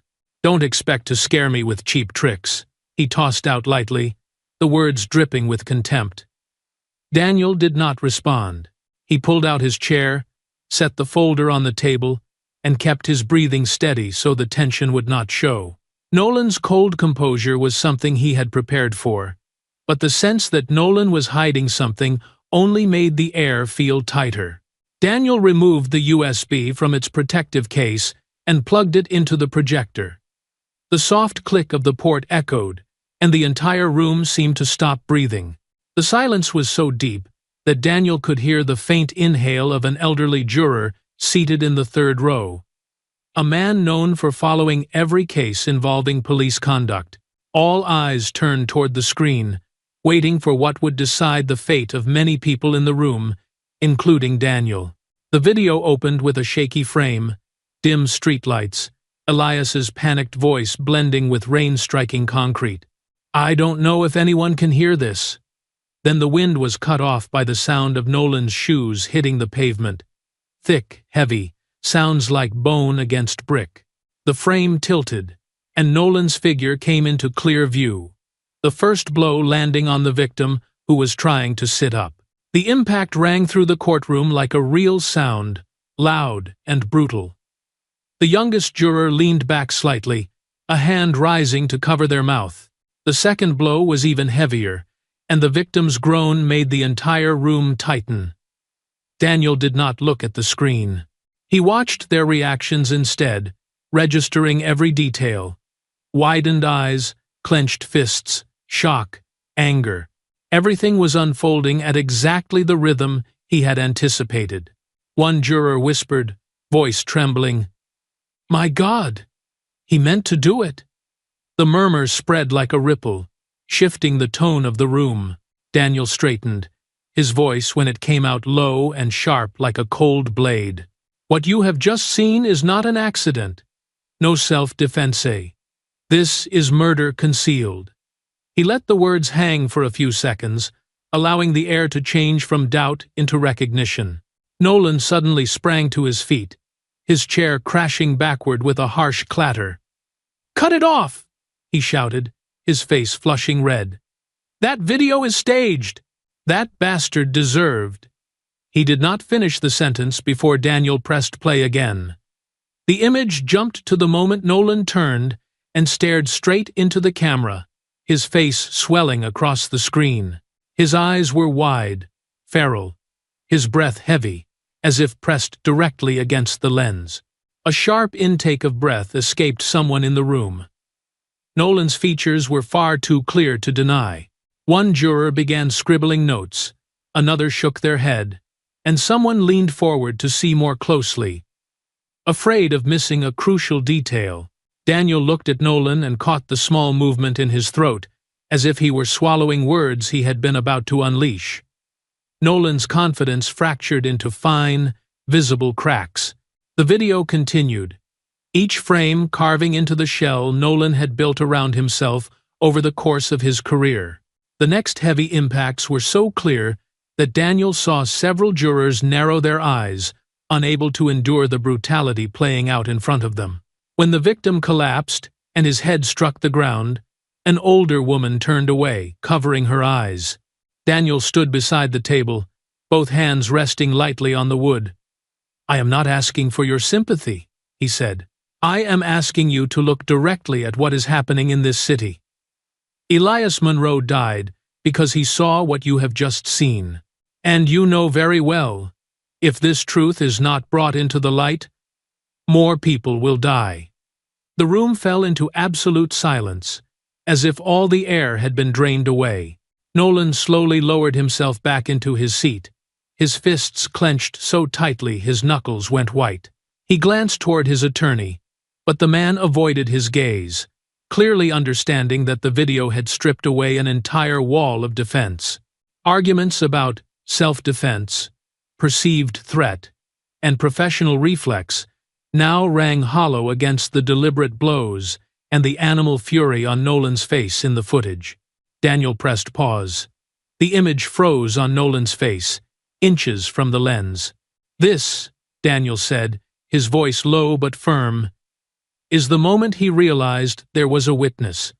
And from that moment on, Elias was hunted until the day he died. This is not speculation. It is a sequence of events spanning days, supported by clear evidence." He opened the file and placed the forensic report on the table, like driving another nail into a coffin lid. One juror asked, their voice unsteady, "Were others involved in the cover-up?" Daniel looked at them, then answered, "We are investigating, but today, your task is a simple question. Did Nolan Kintel commit a crime?" The room sank into silence again, this time not the silence of doubt, but of a decision being forged. Nolan leaned forward, growling each word at Daniel. "You think you've won? You have no idea who you're provoking." Daniel met his eyes, calm enough to make Nolan falter for half a second. "I do know," Daniel said, "and I will do it anyway." The silence that followed was sharper than any threat. Daniel turned back to the screen. "I have one final segment to present." He pressed play, and the image returned. The courtroom held its breath. The final blows, the ragged breathing, and the tilted angle showing Nolan standing over the victim, the toe of his boot stained with blood. One juror covered their mouth. Another nodded faintly, as if a conclusion had already been reached. Daniel turned off the video and returned the USB to the evidence case. "I have presented the full truth to you," he said. "Now the decision is yours." He stepped back to allow the grand jury to deliberate, while Nolan stood there like an animal driven into a corner. The news that the grand jury had approved the indictment rippled down the hallway like a wave crashing straight into a city that had been holding its breath for far too long. Daniel stepped out, his face exhausted, but his eyes lit with a kind of clarity only those who have survived a legal battlefield can recognize. Behind him, the electronic board clearly displayed the charges against Brett Nolan: second-degree murder, destruction of evidence, and conspiracy to eliminate a witness. The words stood there in black, solid and heavy, like a final seal stamped onto the career of a man who had once worn his badge with pride. Not far away, an internal affairs team entered the office of Police Chief Martin Kintel, ordering him to step away from his desk. The office door flew open, and reporters surged in like a hard gust of wind. "How many cases did you cover up? Are you connected to an abuse of power network? Why were the cameras erased the night Elias was hunted?" The questions rained down on Kintel, like sharpened blades of language. He tried to maintain his composure, but his hand trembled slightly as he set his briefcase down, as if the truth had become too heavy for him to hold. In front of the police headquarters, Brett Nolan was led out in handcuffs. His wrists were pressed together in front of his stomach, the metallic sheen of the cuffs catching the midday sun and making him look painfully small. The crowd pressed in, everyone wanting a clear look at the man accused of murder and the attempted silencing of a witness. Nolan hurled a furious glare at them, then turned toward the officers escorting him. "You'll all pay for this," he snarled, his voice hoarse from shouting. No one responded. Silence wrapped around him like the shadow of a sentence not yet spoken. On social media, the video from the USB spread at wildfire speed. Each blow Nolan delivered in the footage was replayed again and again across millions of screens. The words "Justice for Elias" flooded homepages, attached to every post and every image. In the central square, people raised banners, lit candles, and read Elias Monroe's name aloud, as if reclaiming the existence of a man they had never known, but who had now become a symbol. Maya stood outside the federal courthouse, arms crossed, watching the tide of people converging from every direction. Angry faces, raised signs, breaths long held, now breaking into chants. "Justice now! Truth now!" A woman beside her whispered to a friend, but Maya heard it clearly. At last, Someone's been dragged into the light. The words tightened Maya's chest. This case was not only about Elias, not only about Nolan or Quintel. It was the long-suppressed cry of the entire city of Harbor Point. Reeves stood behind Maya and lightly touched her shoulder. "Don't look at the crowd and think we've won," he said quietly. "This isn't over. Nolan isn't the only one." Maya nodded, her eyes fixed on the line of officers holding order in front of the crowd. "I know," she replied in a low voice. "The one behind it all is what chills me. The anonymous emails, the USBs from a stranger, the abnormal camera, flickers, all of it seemed to curve towards someone hidden behind the curtain." A roar went up as Nolan was pushed into the transport vehicle. He turned his head, his gaze cutting through the crowd, sliding over faces as if searching for something to anchor his hatred. When his eyes landed on Maya, time seemed to slow. He did not smile. He did not shout. He simply stared at her, persistently, as if trying to carve her image into his memory. Maya met his gaze with cold steadiness, neither challenging nor retreating. Deep in Nolan's eyes, where raw aggression had once burned, something else surfaced: fear.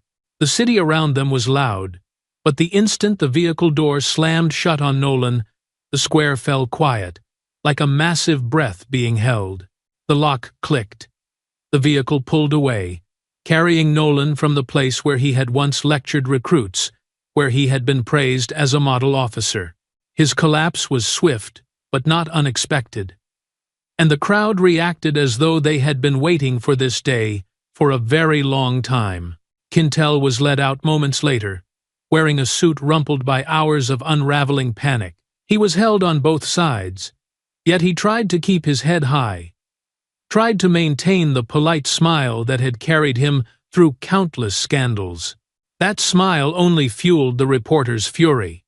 They shouted, "Did you take protection money? Who ordered you to erase the cameras? Did you give Nolan instructions?" As he was pushed into the vehicle, a reporter yelled, "Harbor Point is looking straight at you!" And for the first time, Maya saw real panic on Quintel's face. Maya stepped back slightly from the crowd, the roar washing over her ears like surf. She looked at the people holding candles, at the drawings of Elias smiling, at the handwritten words, "He deserved to live." Each detail pierced her with regret. If Elias had lived to see this day, perhaps he would be standing somewhere in this crowd, watching the city finally stand with him. But he was gone. And Maya wondered if he knew that his death had been the spark that made the case explode.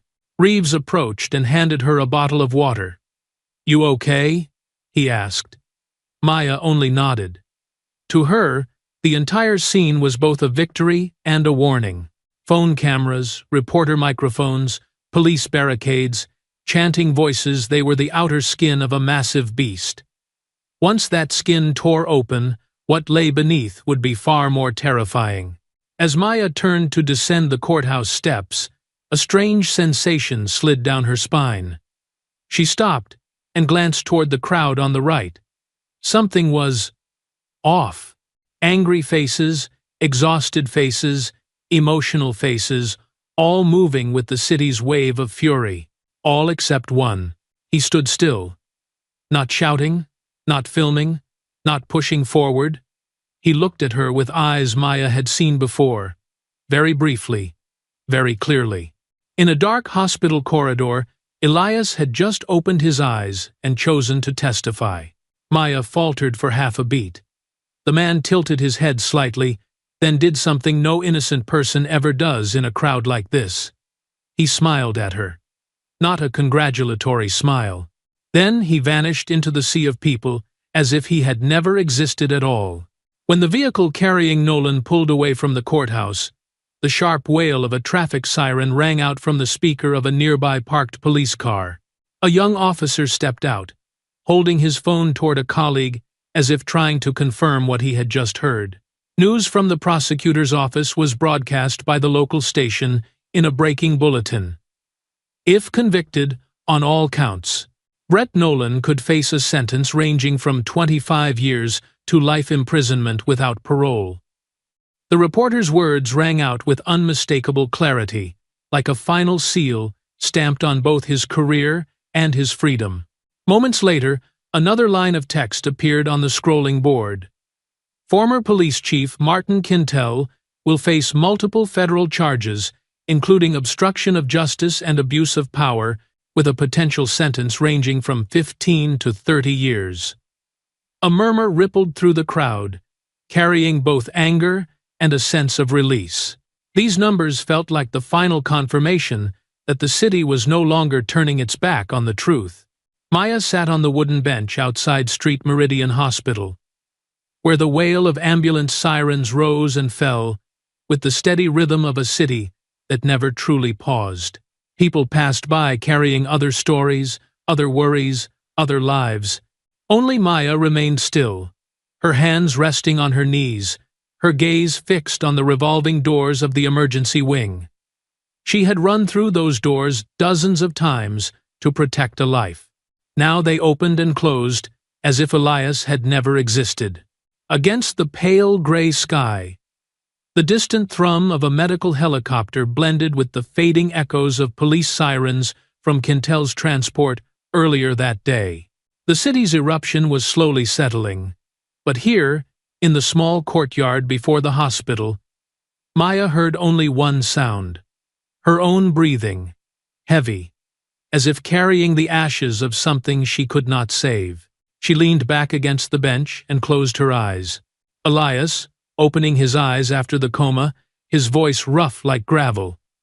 "If I don't speak, they'll kill someone else." The words hooked into her chest and would not let go. He had chosen to do the right thing, and the price had been so high that no one could pay it for him. Even with a court victory, Maya knew she had lost where it mattered most. She had not kept Elias alive until the end. Reeves approached slowly, his shoes crunching on the gravel. He said nothing for a few seconds, simply watching her, as if gauging the pressure of a storm sealed inside her. He sat beside her, elbows resting on his thighs. "We did everything we could," he said quietly. Not consolation, confirmation of a hard truth. Maya opened her eyes, staring at the yellow lights by the hospital entrance. "But not enough to keep him alive," she said softly. Not self-reproach, just acknowledgement. Reeves did not answer. A breeze stirred the leaves, their long shadows stretching across the sidewalk like parentheses holding the silence between them. A phone rang somewhere behind them, followed by a man's excited voice. "They're saying Nolan was remanded without bail. No way out for him now." A low cheer rose from a few people near the hospital, relief rippling through those who had followed the case for days. For them, justice was a bright moment, like a light switched on in a long darkness. Maya did not share that feeling. She looked down at her hands. Her fingertips still remembered the cold hospital floor when she held Elias as he was dying. In that moment, all she had heard were his fading whispers and the broken rhythm of the monitor beside him.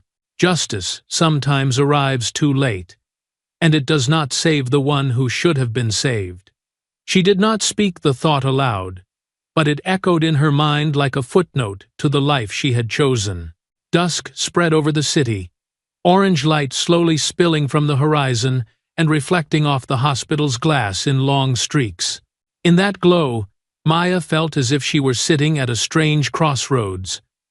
Behind her, exhausted victories. Ahead, something indistinct beginning to open. She sensed clearly that she was being drawn toward another darkness, one that did not belong to Nolan or Quintel, but to the watcher who had followed the case from behind the curtain. Reeves stood and brushed off his pants. "I'm heading back inside," he said. "You should rest. This case will have a long aftermath." Maya nodded faintly, but did not rise. She kept watching the sunset, as if trying to imprint the end of a day when justice arrived to cheers, while the man she had promised to protect lay in cold ground. The evening wind carried a faint metallic scent from the ambulances, Maya pulled her coat tighter. Inside her pocket, her phone vibrated a light, even pulse, unlike the way Reeves or the Bureau ever contacted her. It felt like an invisible finger tapping against her mind. She took the phone out and looked at the screen. Not an unknown number. No number at all. Only a blue flame icon, the signature of the anonymous sender. Maya inhaled slowly. Her heart beat softly in her chest, steady but heavy, as metal dropped onto stone. She glanced around. No one was paying attention. Life flowed on, unaware that in a small corner of the hospital grounds, another door was opening. She tapped the screen. The message appeared instantly. Justice is a beginning, not an end. No name, no location, no trace. But the tone was unmistakable. The same voice that had guided her through the USB. The same presence behind the quiet interventions. The same watcher who had touched the courthouse cameras. She typed back a single line. "Who are you?" The screen stayed dark for a few seconds. Then the phone vibrated once more. A longer message appeared. "You watched an institution fall today. Now ask yourself, who made it possible? Who placed the second USB? Who watched the cameras when no one else did?" Maya swallowed, a chill running down her spine. She hated being maneuvered, hated a stranger trying to draw her into his game. Yet beneath the words, she sensed something closer to a challenge than a threat. A fourth line followed. "The world needs people who see what others refuse to see." Maya stared at the words for a long moment. She remembered the days spent racing to keep Elias alive. Every look from Nolan, every warning from Reeves, every anonymous email that had cleared their path. A thread connected it all, and the one holding the far end was now speaking directly to her. Dusk dropped like the final curtain of the day. The city shifted into a thin violet hue as streetlights flickered on. Maya straightened, as if her body understood that this moment marked the start of something larger. The final message appeared, short and needing no explanation. "Are you ready for the next layer? Agent Hale?" The message appeared as the sky deepened into violet, and the night of Harbor Point began to swallow the rooftops. Maya was still standing at the edge of the hospital grounds, where the trees trembled lightly in the wind. The phone screen glowed in her hand, its light reflecting off a face worn by sleeplessness and weighed down by emotions she could not yet name. The first line appeared, neat as a whisper carried through darkness. "You have seen enough. Elias did not die in vain." It's not. She drew the phone closer, eyes narrowing to be certain she was not mistaken. The loss still burned in her chest, her throat warming with it, yet her hand remained steady with trained clarity. The next message appeared directly beneath the first, as if arranged to fall in time with her heartbeat. "Justice does not move on its own. People like you make it move." A cold current ran down Maya's spine. Whoever was sending these messages knew exactly who she was and what she had done. But what caught her attention even more was the implication that they were watching this fight as closely as the Bureau itself. An audio file icon flickered. Maya tapped the screen. A faint crackle sounded before a distorted voice emerged, as though echoing from the depths of a long, dark tunnel. "The system chose the wrong enemy.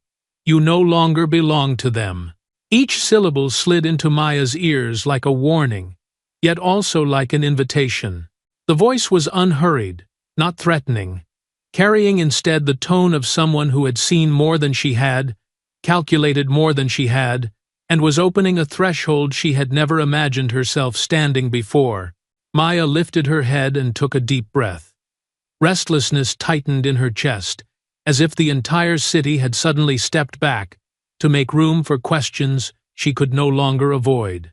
Or perhaps, what made her heart pound was not fear at all, but understanding. Elias's case was only the surface of much deeper water. She rose from the bench and looked toward the buildings as their lights came on. Each illuminated window was like a solitary point of brightness in a sea of lives, and also like silent eyes watching. This city held too many dark corners, and perhaps she had just stepped into one of them. As night settled in, Maya opened the third message. Project Rise is watching. The name formed a strange silence in her mind, as though someone had placed a chess piece on the board that she had never known existed. Project Rise. No signature. No explanation. Yet her instincts told her this was no amateur operation. The way they intervened in data, the way they left a second USB identical to Elias's, the way emails arrived precisely when she moved. One step further, all of it pointed to an organization capable of operating from the shadows. Maya took a few steps along the hospital's concrete path, the sound of her shoes soft and blending with the distant sirens of ambulances. She thought of Elias, of those who had tried to silence him, of Nolan and the figures behind him. The justice she had helped bring into the light had struck one link in the chain, but other links dirtier, deeper, quieter, still waited in the dark. Perhaps Project Rise wanted her to become the key to opening that door. Reeves's footsteps sounded behind her. He came closer, his breath still carrying the scent of coffee, after nearly 24 hours without sleep. "Who's messaging you?" he asked, his eyes a mix of caution and concern. Maya angled the screen away, concealing the messages as one might hide a secret whose value she herself did not yet fully grasp. "Not someone you want to know about." The answer was soft, but firm enough for Reeves to understand he should not press further right now. Reeves stood beside her for a few seconds, watching traffic move past the hospital gates. "We cleared one corner of this mess," he said evenly, "but what's at the bottom still reeks." Maya did not reply, her gaze fixed on a distant point among the glass buildings. Reeves's words only confirmed what she already knew. The fight with Nolan had been the top layer, and the foundation beneath it ran so deep that no one could see where it ended. The wind swept through the hospital corridor, carrying the scent of mist and the indistinct sounds of a night growing late. Maya looked up at the sky and saw a few stars blurred by thin cloud, fragile signs of life clinging to a vast darkness. Her chest tightened, as if an unseen force were pulling her toward a new journey more dangerous, but also more necessary. The phone vibrated again. Maya looked down, and this time the screen lit with a single line. "Maya, Hale, are you ready?" The question cut straight through the silence. No threat, no conditions, no promises. Just a question lay at her feet, forcing her to choose between turning away and letting the darkness spread, or stepping forward to face it. She stood still for a long time. Questions crowded her mind. If she stepped into Project Rise, where would it end? Whom would she be fighting? Were they another face of justice, or simply an invisible group using a grand cause to manipulate events? Then another thought rose, calm but powerful. If those who killed Elias were still hidden, she could not return to her old life. That truth she knew better than anyone. Reeves turned to look at her, waiting. Maya locked the screen and slipped the phone into her coat pocket. In that moment, the last trace of sunset faded completely, giving way to night. She murmured, more to herself than to anyone else, "I've stood at this boundary for too long." The wind strengthened, flipping a few old newspapers in a corner of the courtyard. Harbor Point entered a new night, peaceful on the surface, with dangerous currents running beneath. Lights blinking on and off in the high-rises made Maya feel that Project Rise truly was watching, not only through messages, but through a network she could not yet imagine. She walked toward the hospital gates, each step heavy but deliberate. One chapter closing did not mean the story was finished.